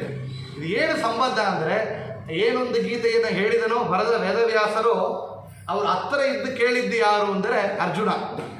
ವಿಶೇಷವಾಗಿ ಕೇಳಿದ್ದು ಯಾರು ಅಂದರೆ ರಥ ಮೇಲೆ ಇದ್ದ ವಾಯುದೇವರು ಆಂಜನೇಯರು ಅಲ್ಲಿ ಧ್ವಜಲೆ ಇದ್ದು ಕೇಳ್ತಾ ಇದ್ದರು. ಹತ್ತಿರ ಇದ್ದು ಇನ್ನೊಂದು ರೂಪದಿಂದ ಭೀಮಸೇನರಾಗಿದ್ದು ಕೇಳ್ತಾ ಇದ್ದರು. ಅದೇ ಕೃಷ್ಣ ವೇದವ್ಯಾಸರಾಗಿ ಬಂದು ಅನುಗ್ರಹ ಮಾಡಿದಾಗ ಅದೇ ವಾಯುದೇವರು ಆಂಜನೇಯರಾಗಿ ವಿಮತನಾಗಿದ್ದು ಕೇಳಿದ ವಾಯುದೇವರು ಆಚಾರ್ಯರಾಗಿ ಬಂದು ಭಾಷ್ಯವನ್ನು ಕೊಟ್ಟಿದ್ದಾರೆ. ಅದೇ ಅರ್ಜುನ ಮತ್ತು ಇಂದ್ರನ ಅವತಾರನಾದ ಅರ್ಜುನ ಜಯತೀರ್ಥರಾಗಿ ಬಂದು ಅದಕ್ಕೆ ವ್ಯಾಖ್ಯಾನವನ್ನು ಮಾಡಿದ್ದಾರೆ. ಈ ವಿಷಯಗಳನ್ನು ನಾವಿಲ್ಲಿ ಕೇಳುತ್ತೇವೆ. ಅದೇ ಅಲ್ಲಿ ವಿಶೇಷವಾಗಿ ಅರ್ಧ ಗೀತಾ ಭಾಷ್ಯ ಎಂಬ ಗ್ರಂಥಕ್ಕಾಗಿ ಗೀತಾಭಾಷ್ಯ ಪ್ರಮೇಯ ದೀಪಿಕಾ, ಅದು ಜಯತೀರ್ಥರು ಕೊಟ್ಟ ಗ್ರಂಥ. ಆ ಗೀತಾಭಾಷ್ಯ ಪ್ರಮೇಯ ದೀಪಿಕಾ ಭಾವಬೋಧ ಎಂಬ 4ನೇ ಗ್ರಂಥ ಮಾಡಿದ್ದಾರೆ. 5ನೇದು ಸನ್ಯಾಯ ವಿವೃತ್ತಿ ಭಾವಬೋಧ, ಬ್ರಹ್ಮಸೂತ್ರಕ್ಕೆ ಆಚಾರ್ಯರು ಮಾಡಿದ ನ್ಯಾಯ ವಿವರಣಕ್ಕೆ ಅನುಸರಿಸಿ ಮಾಡಿದ ಭಾವಬೋಧ. ಇನ್ನು ಎಷ್ಟೋ ತಾರತಮ್ಯ ಸ್ತೋತ್ರಗಳು, ತಿಥಿತ್ರಯ ನಿರ್ಣಯ ಇತ್ಯಾದಿ ಎಷ್ಟೋ ಗ್ರಂಥಗಳನ್ನು ಕೊಟ್ಟಿದ್ದಾರೆ ಅಂತ ನೋಡ್ತೇವೆ. ಆಗ ಪಂಚಭಾವಬೋಧ ಗ್ರಂಥಗಳನ್ನು ಕೊಟ್ಟಿದ್ದಾರೆ ಅಂದರೆ ರಘುತ್ತಮ ತೀರ್ಥನ ಮಹಿಮೆ. ಇದೆಲ್ಲ ತಲೆಯಲ್ಲಿ ಹತ್ತತ್ತೆಯೋ ಏನೋ ಆಚಾರ್ಯ ಹೇಳಿದರು. ನಮ್ಮ ತಾಯಿ ಹೇಳೋದಂತು, ತುಂಬ ಪಾಮರರಿರುವ ಸಭೆಯಲ್ಲಿ ಈ ಗ್ರಂಥಗಳನ್ನ ಹೇಳ್ಬೇಡಪ್ಪ, ಚರಿತ್ರ ಮಾಟ ಹೇಳು ಅಂತ ಹೇಳಿದಾರೆ ನಮ್ಮ ತಾಯಿ. ಯಾತಕ್ಕಂದ್ರೆ ಬೋರ್ ಹೊಡಿತಿಪ್ಪ ಅದು ಅಂತ. ಯಾತಕ್ಕೆ ಅಂದರೆ ಆಚಾರ್ಯರ ಗ್ರಂಥ ಭಾಷ್ಯ ಗ್ರಂಥದಲ್ಲಿ ಒಂದು ಅಕ್ಷರವನ್ನ ಬರೆದರೆ ಗಂಗಾ ನದಿ ತೀರದಲ್ಲಿ ಗಂಗೆ ಬಂದು ವಿಷ್ಣು ಪಾದವನ್ನು ಮುಟ್ಟಬೇಕು. ಅಂತ ಒಂದು ಆಲಯವನ್ನು ನಿರ್ಮಾಣ ಮಾಡಿ ಕೃಷ್ಣಾರ್ಪಣೆ ಮಾಡಿದರೆ ಏನು ಪುಣ್ಯವೋ ಆ ಪುಣ್ಯ ಅಂತ ಸುಮಧ್ವಜಿ ಮಹಾಕಾವ್ಯಲ್ಲಿ ಬಂದಿದೆ. ಅಂತ ಆಚಾರ್ಯರ ಗ್ರಂಥಗಳ ಹೆಸರನ್ನು ಹೇಳಿದರೆ ಯಥೇಶ ಪಾಠ ಮಾತ್ರೇನ ಮದ್ವೇಷ ಪ್ರಿಯತೆ ಹರಿ ಇಂದ್ರು ವ್ಯಾಸರಾಜರು ಗ್ರಂಥಮಾಲಿಕಾ ಸ್ತೋತ್ರದಲ್ಲಿ. ಏನು ಗೀತಾಭಾಷ್ಯಂ, ಗೀತಾ ತಾತ್ಪರ್ಯ ನಿರ್ಣಯ, ಯಮಕ ಭಾರತ, ತತ್ವ ಸಂಖ್ಯಾನ. ಯಾರೋ ಆಕ್ಟರ್ 100 ಫಿಲಿಮ್ ಏನು ಹೇಳ್ತಾರೆ, ಆಕ್ಟರ್ ಹೊಡೆ ಹೆಸರು, ಕ್ರಿಕೆಟ್ ಸ್ಕೋರ್, ಇವ ಎಷ್ಟು ಹೊಡೆದ ಅವೆಷ್ಟು ಹೊಡೆದ, ಹೊಡೆದೇ ಇವ ತಲೆಗೆ ಹೊಡಕಬೇಕು, ಏನು ಪ್ರಯೋಜನ ಇಲ್ಲ.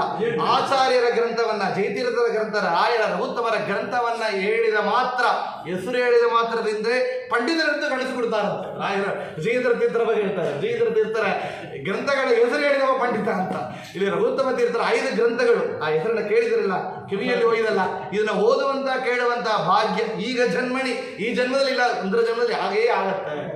ಆಗ ಆ ಗ್ರಂಥಗಳ ಹೆಸರನ್ನ ಮಕ್ಕಳಿಗೆ ತಿಳಿಸಿ, ಆ ಗ್ರಂಥಗಳ ಹೆಸರನ್ನ ಹೇಳಿ, ಆ ಗ್ರಂಥಗಳನ್ನ ಮನೆಯಲ್ಲಿ ಇಟ್ಟುಕೊಳ್ಳಿ, ಗ್ರಂಥಗಳನ್ನ ಮುಟ್ಟಿ ಇಡಿ, ಓದೋದಿಲ್ಲ ಉರಿಸಿ ಇಡಿ, ಈ ಕಡೆಯಿಂದ ಆ ಕಡೆ ಉರಿಸಿ ಇಡಿ, ಪ್ರದಕ್ಷಿಣ ನಮಸ್ಕಾರ ಮಾಡಿ, ಚಾತುರ್ಮಾಸಿ ಅದ ಅರ್ಚನಾ ಕುಂಕುಮ ಪೂಜೆ ಮಾಡಿ, ಸರ್ವಮೂಲ ಓದುವಂಥ ಮಕ್ಕಳಾಗುತ್ತಾರೆ ಸ್ತ್ರೀಗಳಿಗೆ.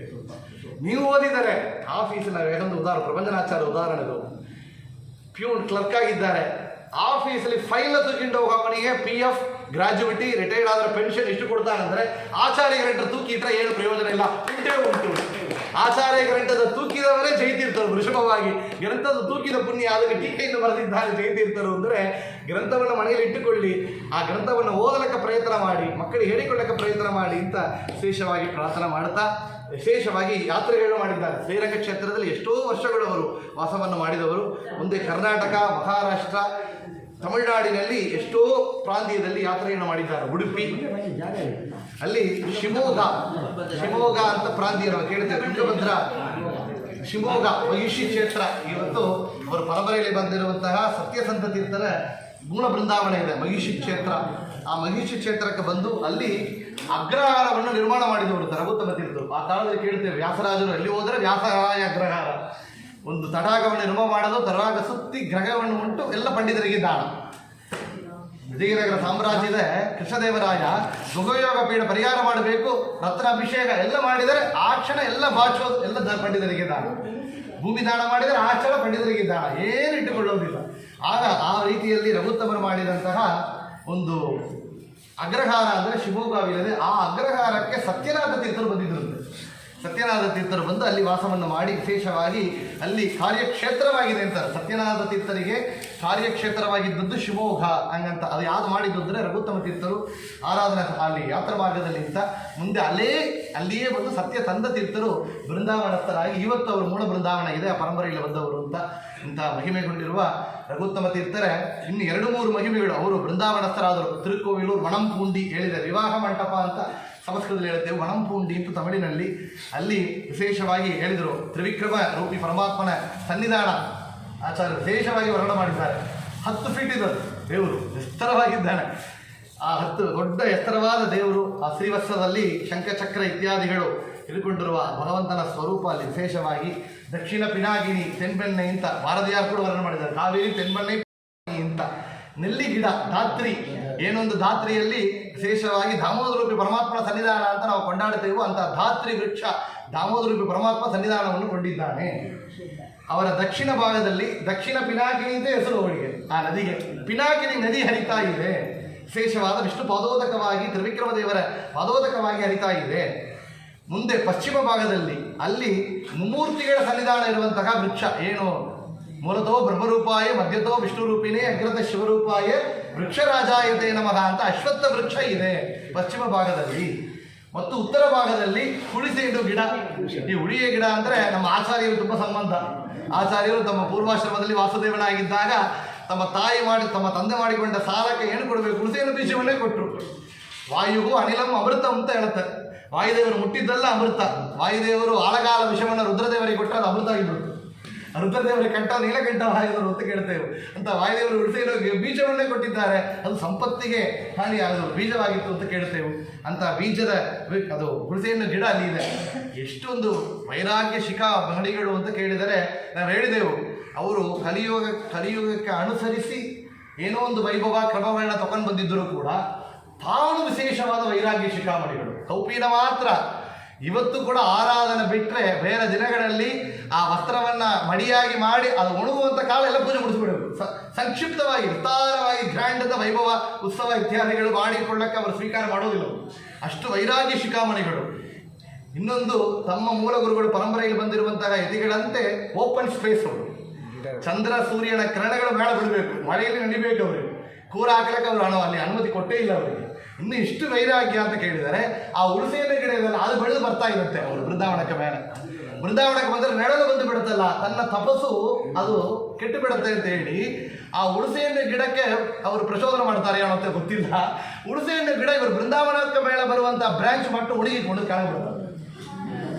ಅದನ್ನು ಮೀರಿ ಬಂದಿದ್ದರೆ ಕೂಡ ಅಲ್ಲಿರೋ ಕೋತಿಗಳು ಬಂದು ಉಳಿದು ಬಿಡುತ್ತೆ. ರಘುತ್ತಮರ ಪ್ರೇರಣೆಯಂತೆ ರಘುತ್ತಮ ಪ್ರೇರಣೆಯ ರಘುತ್ತಮ ಪ್ರೀತ್ಯರ್ಥ. ಯಾರು? ರಾಮದೇವರ ಪ್ರೇರಣೆಯ ರಾಮದೇವರ ಪ್ರೀತ್ಯರ್ಥ ವಾಯುದೇವರು ಮಾಡಿಬಿಡ್ತಾರೆ. ಕೋತಿ ರೂಪದಿಂದ ಬಂದು ಆ ಉಳಿದ ಗಿಡವನ್ನು ಕೂಡ ಉಳಿದು ಬಿಡ್ತಾರೆ ಅಂತ ಕೇಳಿ ಅಂಥ ವೈರಾಗ್ಯ ಶಿಖಾಮಣಿಗಳು ಅವರು. ವಿಶೇಷವಾಗಿ ಒಂದೇ ಒಂದು ಮಹಿಮೆಯನ್ನು ಮುಡಿಸ್ತೇನೆ. ಎಷ್ಟೋ ಬಂದರಿಗೆ ಭವರೋಗ ವೈದ್ಯ ಧನ್ವಂತರಿ ಪರಮಾತ್ಮ, ಇವರು ಕಲಿಯುಗ ವೈದ್ಯರು. ಯಾತಕ್ಕಂದರೆ ಬೆಸ್ಟ್ ವೆಟರ್ನರಿ ಡಾಕ್ಟರ್ ಅವರು. ಆ ಊರಿನಲ್ಲಿ ಇರುವಂತಹ ದನಗಳೆಲ್ಲ ಡಾಕ್ಟರ್ ಹತ್ರ ಹೋಗೋದಿಲ್ಲ, ರಘುತ್ತಮ ತೀರ್ಥರ ಬೃಂದಾವನ ಪ್ರದರ್ಶನ ಮಾಡಿ ಕರ್ಕೊಂಡು ಹೋಗ್ತಾ ಇರ್ತಾರೆ ಆ ಊರು ಜನಗಳು. ಅಷ್ಟೊಂದು ನಂಬಿಕೆ ಇದೆ. ಅವರು ಬೃಂದಾವನ ಪ್ರದರ್ಶನ ಮಾಡಿ ಹೋಗಿದರೆ ಮಾತು ಬರಲಾದನ್ನು ಮಾತು ಬಂದಿದೆ. ಎಷ್ಟೋ ದೊಡ್ಡ ದೊಡ್ಡ ವ್ಯಾಧಿಗಳ ಪರಿಹಾರ ಆಗಿದೆ. ಇನ್ನು ಒಂದು ಹೇಳಬೇಕಾದರೆ ಅಂಜಲಿ ಆಚಾರ್ತ 19th ಸೆಂಚುರಿ ದೊಡ್ಡ ವ್ಯಾಧಿ ಬಂದಿತ್ತು, ಅವರು ಸೇವೆ ಮಾಡಿ ಪರಿಹಾರ ಆಗಿದೆ. ತೀರ್ಥ ಪ್ರೋಕ್ಷಣೆಯಿಂದ ಅಲ್ಲಿ ಪರಿಹಾರ ಆಗಿದೆ ಅಂತ ಕೇಳಿ ದೊಡ್ಡ ವ್ಯಾಧಿಗಳ ಪರಿಹಾರ ಆಗಬೇಕು ರಘುತ್ತಮ ತೀರ್ಥರು. ಜ್ಞಾನವನ್ನು ಪಡಿಬೇಕಲ್ಲಿ ಹೋಗಿ ಸೇವೆಯನ್ನು ಮಾಡಿದರೆ, ಅವರು ಸ್ಮರಣ ಮಾಡಿದರೆ ಅದು ಜ್ಞಾನವನ್ನು ವಿಶೇಷವಾಗಿ ನೀಡುವವರು ಅಂತ ಒಂದು ವಿಶೇಷವನ್ನು ಹೇಳ್ತಾರೆ. ನಾವು ತಾಯರ ಚರಿತ್ರೆಯಲ್ಲಿ ಥಾಮಸ್ ಬಂಡ್ರೋ ಚರಿತ್ರೆ ಕೇಳ್ತೇವೆ. ಇವರ ಕಾಲದಲ್ಲಿ ಆ ತೆನ್ಬೆಣ್ಣೆ ಆ ದಕ್ಷಿಣ ಪಿನಾಕಿಗೆ ನಿರ್ಮಾಣವನ್ನು ಮಾಡಬೇಕು ಅಂತ ಪ್ಲ್ಯಾನ್ ಹಾಕಿದ್ದ ಬ್ರಿಟಿಷ್ ಗೌರ್ಮೆಂಟಿನಲ್ಲಿ. ಬ್ರಿಟಿಷ್ ಗೌರ್ಮೆಂಟ್ ಪ್ಲ್ಯಾನ್ ಹಾಕಿದಾಗ ಆ ಬ್ರಿಟಿಷ್ ಗೌರ್ಮೆಂಟ್ ಯಾರು ಪ್ಲ್ಯಾನ್ ಹಾಕಿದ್ದಾರೋ ಆ ಆಫೀಸರ್ಸ್ ಕೊಪ್ಪಳದಲ್ಲಿ ರಘುತ್ತು ಬರುವುದಿರುತ್ತೆ. ನೋಡಪ್ಪ, ನಾ ಇಲ್ಲಿ ಧ್ಯಾನವನ್ನು ಮಾಡ್ತಾ ನನ್ನ ಜಾಗ ಇಲ್ಲಿ ಇದೆ, ನಿನ್ನ ಪ್ಲ್ಯಾನಲ್ಲಿ ಕೊಂಚ ಚೇಂಜ್ ಮಾಡಿದ್ದೆ. ಏನು ಅಂದರೆ ಈ ನನ್ನ ಬೃಂದಾವನ ಮುಟ್ಟದೆ ಸುದ್ದಿ ಹೋಗಬೇಕು ನೀವು, ಆ ರೀತಿಯಲ್ಲಿ ಪ್ಲ್ಯಾನ್ ಮಾಡಿಸಿಬಿಡು. ನಿನ್ನ ಮನಸ್ಸಲ್ಲಿ ಒಂದು ಕೋರಿಕೆ ಉಂಟು, ಅದು ನನಗೆ ಗೊತ್ತುಂದರು. ನಿಮಗೆ ತುಂಬ ದಿನವಾಗಿ ಮಕ್ಕಳಾಗಲಿಲ್ಲ ಅಂತ ವಿಚಾರ ಇದೆ. ಈ ಕೆಲಸವನ್ನು ಮಾಡಿದರೆ ನಿಮಗೆ ಸತ್ಸಂತಾನ ಭಾಗ್ಯ ಆಗತ್ತೆ ಅಂತ ರಘುತ್ತಮ ಸೊಪ್ಪಡದಲ್ಲಿ ಹೇಳಿದರೆ ಒಂದೇ ವರ್ಷ ಕಾಲ ಅವರು ಹೆಂಡತಿ ಮಕ್ಕಳನ್ನು ಆಗಿದ್ರು ಅಂತ ಬ್ರಿಟಿಷ್ ಆಫೀಸರ್ಗಳಿಗೆ. ಇವತ್ತು ನೋಡಿ ತೆನ್ಬೆಣ್ಣೆ ಆ ನದಿ ನೋಡಿದರೆ ದಕ್ಷಿಣ ಪಿನಾಕಿನಿ ರಘುತ್ತಮ ತೀರ್ಥ ಬೃಂದಾವನ ಹೊತ್ತಿ ಹೋದರೆ ಆ ಪಾಲ ಕಾಣಿಸ್ತವೆ. ಅದು ರಘುತ್ತಮ ತೀರ್ಥರ ಸೂಚನೆಯನ್ನು ಕೊಟ್ಟು ಮಾಡಿದ ಪಾಲ ಅಂತ ಹೇಳ್ತಾರೆ. ಅಂತ ವಿಶೇಷವಾದ ಮಹಿಮೆ ಅವರಿಗೆ ಉಂಟು. ಇತ್ತ ಮಹಿಮೆ ಇರುವಂತಹ ರಘುತ್ತಮ ತೀರ್ಥರ ಆರಾಧನಾ ಪರ್ವಕಾಲ ಆಚಾರ ಹೇಳಿದಂತೆ ಒಂದು 5 ನಿಮಿಷ ಹೆಚ್ಚು ತಗೊಂಡಿದ್ದಾರೆ. ಇದನ್ನು ಇವತ್ತು ನಾವು ಎಷ್ಟೋ ಜನಗಳು ಭಾನುವಾರವಾಗಿದೆ, ವಿಶೇಷವಾಗಿ ಸತ್ಯಾತ್ಮ ತೀರ್ಥರು ಇತ್ತು. ತ್ರಯೋದಶಿ ಅಭಿಷೇಕ ಅಂದರೆ ಇನ್ನೂ ವಿಶೇಷ. ಮೂಲ ಬೃಂದಾವನದಲ್ಲಿ ಹೋಗಕ್ಕಾಗಲಿಲ್ಲವಾ ಅಂತ ಮನಸ್ಸಲ್ಲಿ ನಮಗೆ ಉಂಟು. ಆದರೆ ಆ ವಿಚಾರ ಬೇಡ. ಯಾತಕ್ಕೆ ಅಂದರೆ ಇವತ್ತು ನಮ್ಮ ಕನ್ನಡ ಪಾಳೆಯ ಮಣಂಪುಂಡಿ ಆಗಿದೆ. ಇದು ಕನ್ನಡ ಪಾಳೆ ಇದು ಮಣಂಪುಂಡಿ ಆಗಿದೆ. ಇಲ್ಲಿ ವಿಶೇಷವಾಗಿ ಇಲ್ಲಿ ಪ್ರತಿ ವರ್ಷ ಆಚಾರು ಇಲ್ಲಿ ಕನ್ನಡ ಪಾಳ್ಯದಲ್ಲಿ ವಿಶೇಷವಾಗಿ ಎಲ್ಲ ಆರಾಧನೆ ಮಾಡ್ತಾರೆ. ಎಲ್ಲ ಆರಾಧನೆ ಮಾಡುವಂತಹ ಮಠಗಳು ಸಿಕ್ಕೋದಿಲ್ಲ ನಮಗೆ. ಯಾತಕ್ಕಂದರೆ ನಿತ್ಯ ವೈಶ್ವದೇವ ಪೂಜಾ ಅಸ್ತೋದಕ ಕೂಡ ಮಠವೇ ಇಲ್ಲ, ಅಷ್ಟು ಕಷ್ಟವಾಗಿದೆ. ಆ ಇರುವಂಥ ಪರಿಸ್ಥಿತಿಯಲ್ಲಿ ನಿತ್ಯ ಬಿಡದೆ ಪೂಜೆ, ವಿಶೇಷವಾಗಿ ಎಲ್ಲ ಆರಾಧನಾ ಮಹೋತ್ಸವಗಳನ್ನು, ದಾಸರ ಆರಾಧನೆಗಳನ್ನು ಮತ್ತು ವಿಶೇಷವಾಗಿ ಇಲ್ಲಿ ಪಾರಾಯಣ ಮತ್ತು ಬಂಡಲ ಇವರ ಇಲ್ಲಿ ಹಾಡುಗಳು, ಕೀರ್ತನೆಗಳು, ದಾಸ ಸಾಹಿತ್ಯ ನಡೀತಾ ಇದೆ. ಪ್ರತಿ ದಿವಸ ಎಷ್ಟೋ ದೊಡ್ಡ ದೊಡ್ಡ ಪಂಡಿತರೆಲ್ಲ ಇಲ್ಲಿ ಬೆಂಗಳೂರು, ಮೈಸೂರು ಪ್ರಾಂತ್ಯದೆಲ್ಲ ಬಂದು ಇಲ್ಲಿ ಪಾಠ ಪ್ರವಚನಾದಿಗಳು ಮಾಡ್ತಾರೆ. ಅಂತಹ ಸನ್ನಿಧಾನದಲ್ಲಿ ಇವತ್ತು ವಿಶೇಷವಾಗಿ ರಘುತ್ತಮ ತೀರ್ಥರ ಇತ್ತು ಉತ್ತರ ಆರಾಧನೆ ಅಂತ ಬಡಿದು ಬರ್ತಾ ಇದೆ ಅಂದರೆ ಇದು ಎಲ್ಲ ಭಗವಂತ ನಮಗೆ ಕೊಟ್ಟ ಭಾಗ್ಯ, ನಮ್ಮ ದೊಡ್ಡವರು ಮಾಡಿದ ಪುಣ್ಯ, ನಾವೇದೋ ಜನ್ಮಾದಿ ಮಾಡಿದ ಪುಣ್ಯ. ಇವತ್ತು ಈ ಜಾಗದಲ್ಲಿ ಕೂತು ರಘುತ್ತಮ ತೀರ್ಥರ ದರ್ಶನವನ್ನು ಪಡೆದು ಆ ಆರಾಧನಾ ವೈಭವದಲ್ಲಿ ಪಾಲ್ಗೊಂಡು ಎರಡು ಮಾತುಗಳನ್ನ ಕೇಳಿ ಹೇಳಿ ಮಾಡಿದ್ದೇವೆ ಅಂದರೆ ನಮ್ಮ ದೊಡ್ಡ ಹಿರಿಯರು ಮಾಡಿದ ಪುಣ್ಯದ ಒಂದು ಚೂರು ಇವತ್ತು ಇಲ್ಲಿ ಕೂಡುವಂತಹ ಭಾಗ್ಯವನ್ನು ಕಲ್ಪಿಸಿದ್ದಾರೆ ಅಂತ ಹೇಳಬೇಕು. ಇಂಥ ಆರಾಧನಾ ಪರ್ವಕಾಲದಲ್ಲಿ ಇಲ್ಲಿ ವಿಶೇಷವಾಗಿ ಸನ್ನಿಧಾನಗೊಂಡಿರುವ ಸತ್ಯನಾರಾಯಣ, ಲಕ್ಷ್ಮೀ ಸಮೇತ ಸತ್ಯನಾರಾಯಣ ದೇವರು, ಮುಖ್ಯಪುರಾಣ ದೇವರು ವಿಶೇಷವಾಗಿ ರಘುತ್ತಮರು ಇದ್ದು ಇಲ್ಲಿ ಚಿತ್ರರೂಪದಿಂದ ಇಲ್ಲಿದ್ದಾರೆ. ಅವರ ಸನ್ನಿಧಾನ ರಾಯರು ವಿಶ್ವೇಶ್ವರ ತೀರ್ಥರ ಸನ್ನಿಧಾನದಲ್ಲಿ ಇವತ್ತು ಮಾಡಿರುವ ಆರಾಧನೆಯಲ್ಲಿ ಪಾಲ್ಗೊಂಡಿರುವ ಎಲ್ಲ ಭಕ್ತ ಜನರಿಗೆ ಕೂಡ ವಿಶೇಷವಾಗಿ ರಘುತ್ತಮ ತೀರ್ಥರ ಅಂತರ್ಯಾಮಿಯಾದ ಮುಖ್ಯಪುರಾಣ ಅಂತರ್ಗತ ಸೀತಾಪತಿ ರಾಮಚಂದ್ರ ದೇವರು ಆಯುಳು ಆರೋಗ್ಯವನ್ನು ಕೊಟ್ಟು ನಮ್ಮ ಮಕ್ಕಳಿಗೆಲ್ಲ ವಿವಾಹ ಮಂಟಪದಲ್ಲಿ ಕುಳಿತಿರುವವರು ಮಣಂ ಪೂಂಡಿ, ನಮ್ಮ ಮಕ್ಕಳೆಲ್ಲ ಮಣಮಾಗಬೇಕು, ವಿವಾಹ ಆಗಬೇಕು, ಗಂಡು ಮಕ್ಕಳಿಗೆಲ್ಲ ವಿವಾಹವಾಗಬೇಕು. ಎಷ್ಟೋ ಗಂಡು ಮಕ್ಕಳು ಕಾಯ್ತಾ ಇದ್ದಾರೆ. ಅವರ ಆರಾಧನೆಯಲ್ಲಿ ವಿಶೇಷವಾದ ಪ್ರಾರ್ಥನೆ ಅಂದರೆ ನಮ್ಮ ಮಕ್ಕಳೆಲ್ಲ ವಿವಾಹ ಮಾಡಿಕೊಡುವ ದೊಡ್ಡ ಒಂದು ಅನುಗ್ರಹ ಆಗಬೇಕು ಅಂತ ಪ್ರಾರ್ಥನೆ ಮಾಡ್ತಾ, ವಿವಾಹ ದಂಪತಿಗಳು ಕೂಡ ಒಂದಾಗಿರಬೇಕು.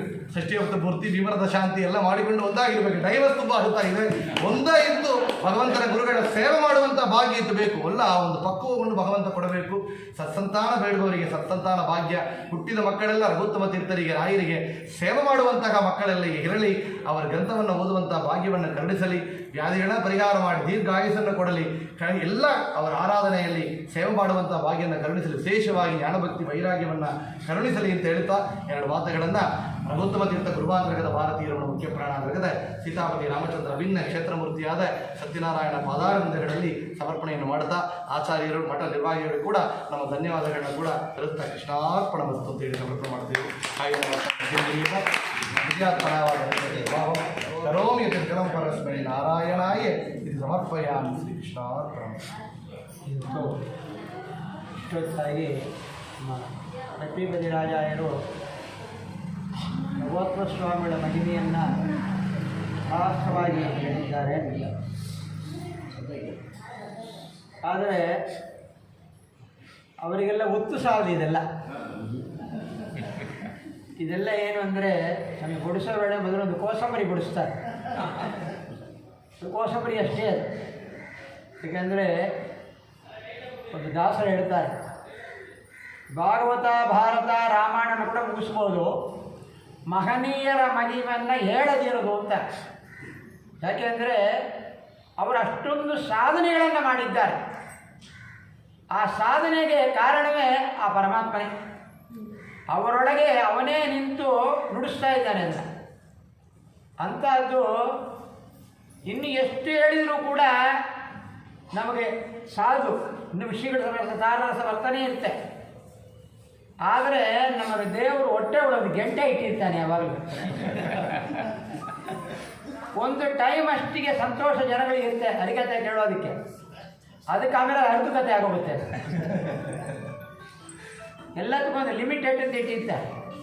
ಆ ರೀತಿ ಬೇಕಾದ್ದು ನಾವು ಕೇಳ್ತಾ ಇರ್ತೇವೆ. ದಾಸರಾಜ ಪರಂಪರೆ ಆಗಲಿ, ಉತ್ತರಾಯಣ ಪರಂಪರೆ ಆಗಲಿ, ಯಾವುದಾದ್ರು ಒಂದು ಆರಾಧನೆ ಬರ್ತೇವೆ ಅಂದರೆ ಲಕ್ಷ್ಮೀಪತಿ ರಾಜ ಒಂದು ನ್ಯೂಸ್ ಬಂದುಬಿಡುತ್ತೆ ಮೊದಲೇ.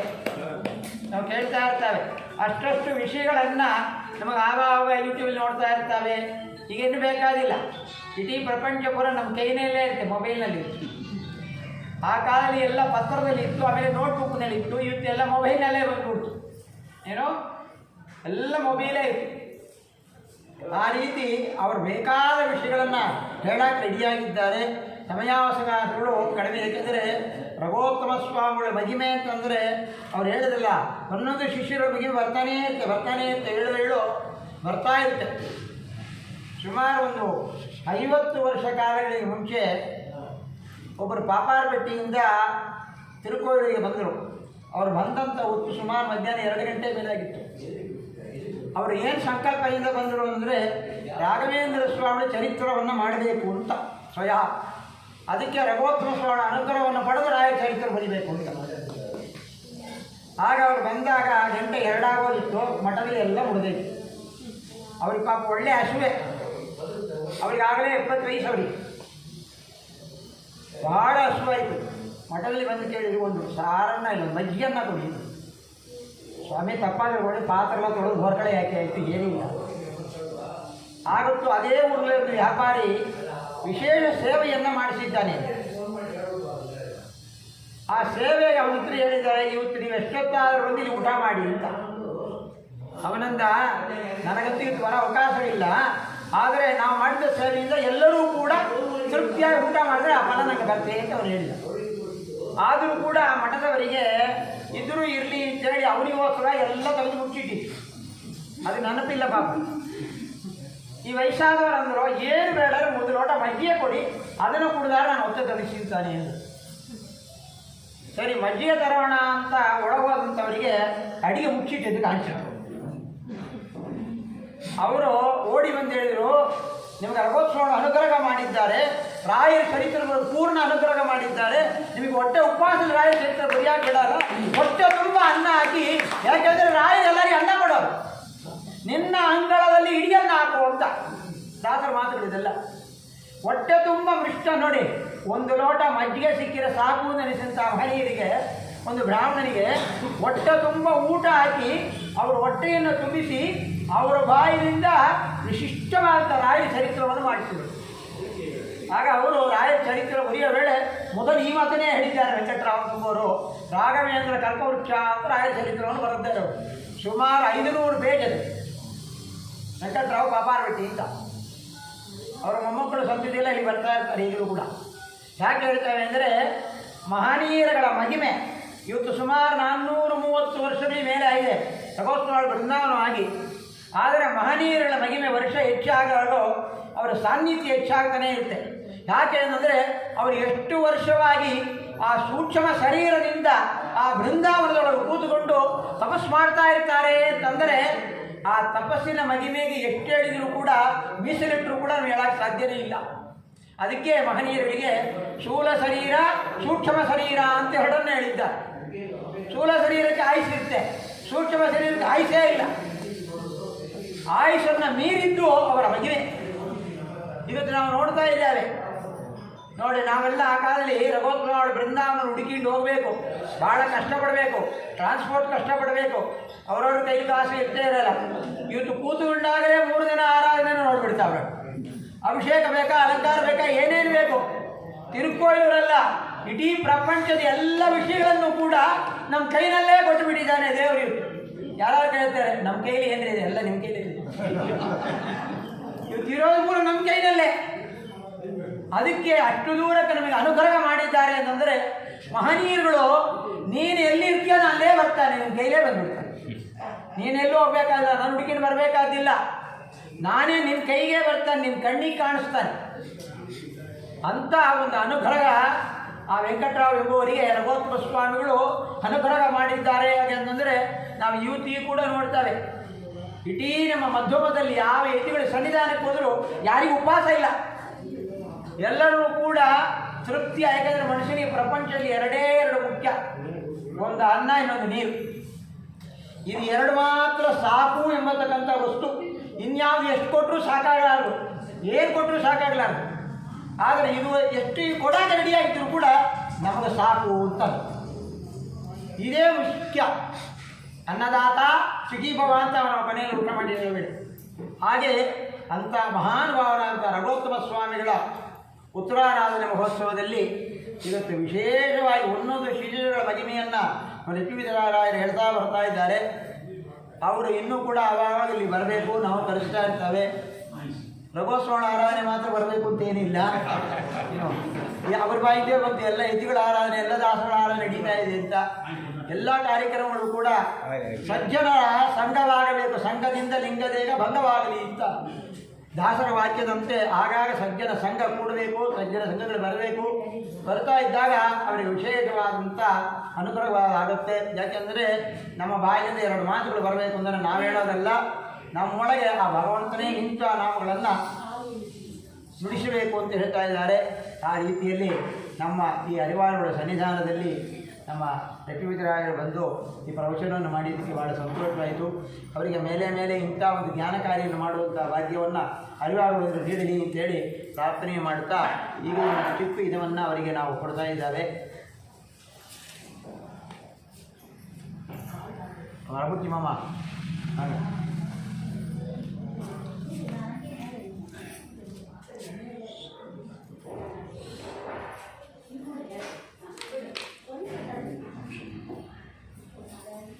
ಇವತ್ತು ಬೆಳಗ್ಗೆ ವಿಶೇಷವಾಗಿ ಹೋಮಾನ ಹೋಮ ಆಗಿದೆ. ಆ ಹೋಮಾನ ಹೋಮದ ಪ್ರಸಾದವನ್ನೇ ನಮ್ಮ ರಘುವೀರರಾಯರಿಗೆ ಆ ಪ್ರಸಾದವನ್ನು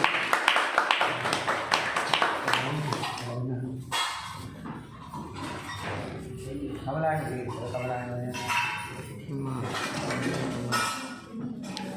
ಕೊಡಿ.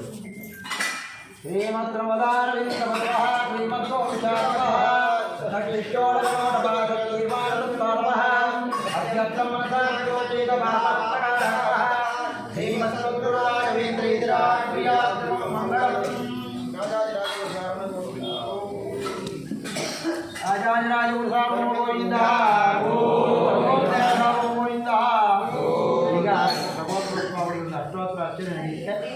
ಅದಾದ ಮೇಲೆ ದೇವರ ಮಂಗಳಾರತಿ ಅಲಂಕಾರ ಬುತ್ತಿ ಎಲ್ಲ ಆಗುತ್ತೆ. ಇಲ್ಲಿ ಎಲ್ಲರೂ ಭಾಗವಹಿಸಿ ಸರ್ವಗಳನ್ನು ಪಡೀಬೇಕು ಅಂತ ಪ್ರಾರ್ಥನೆ.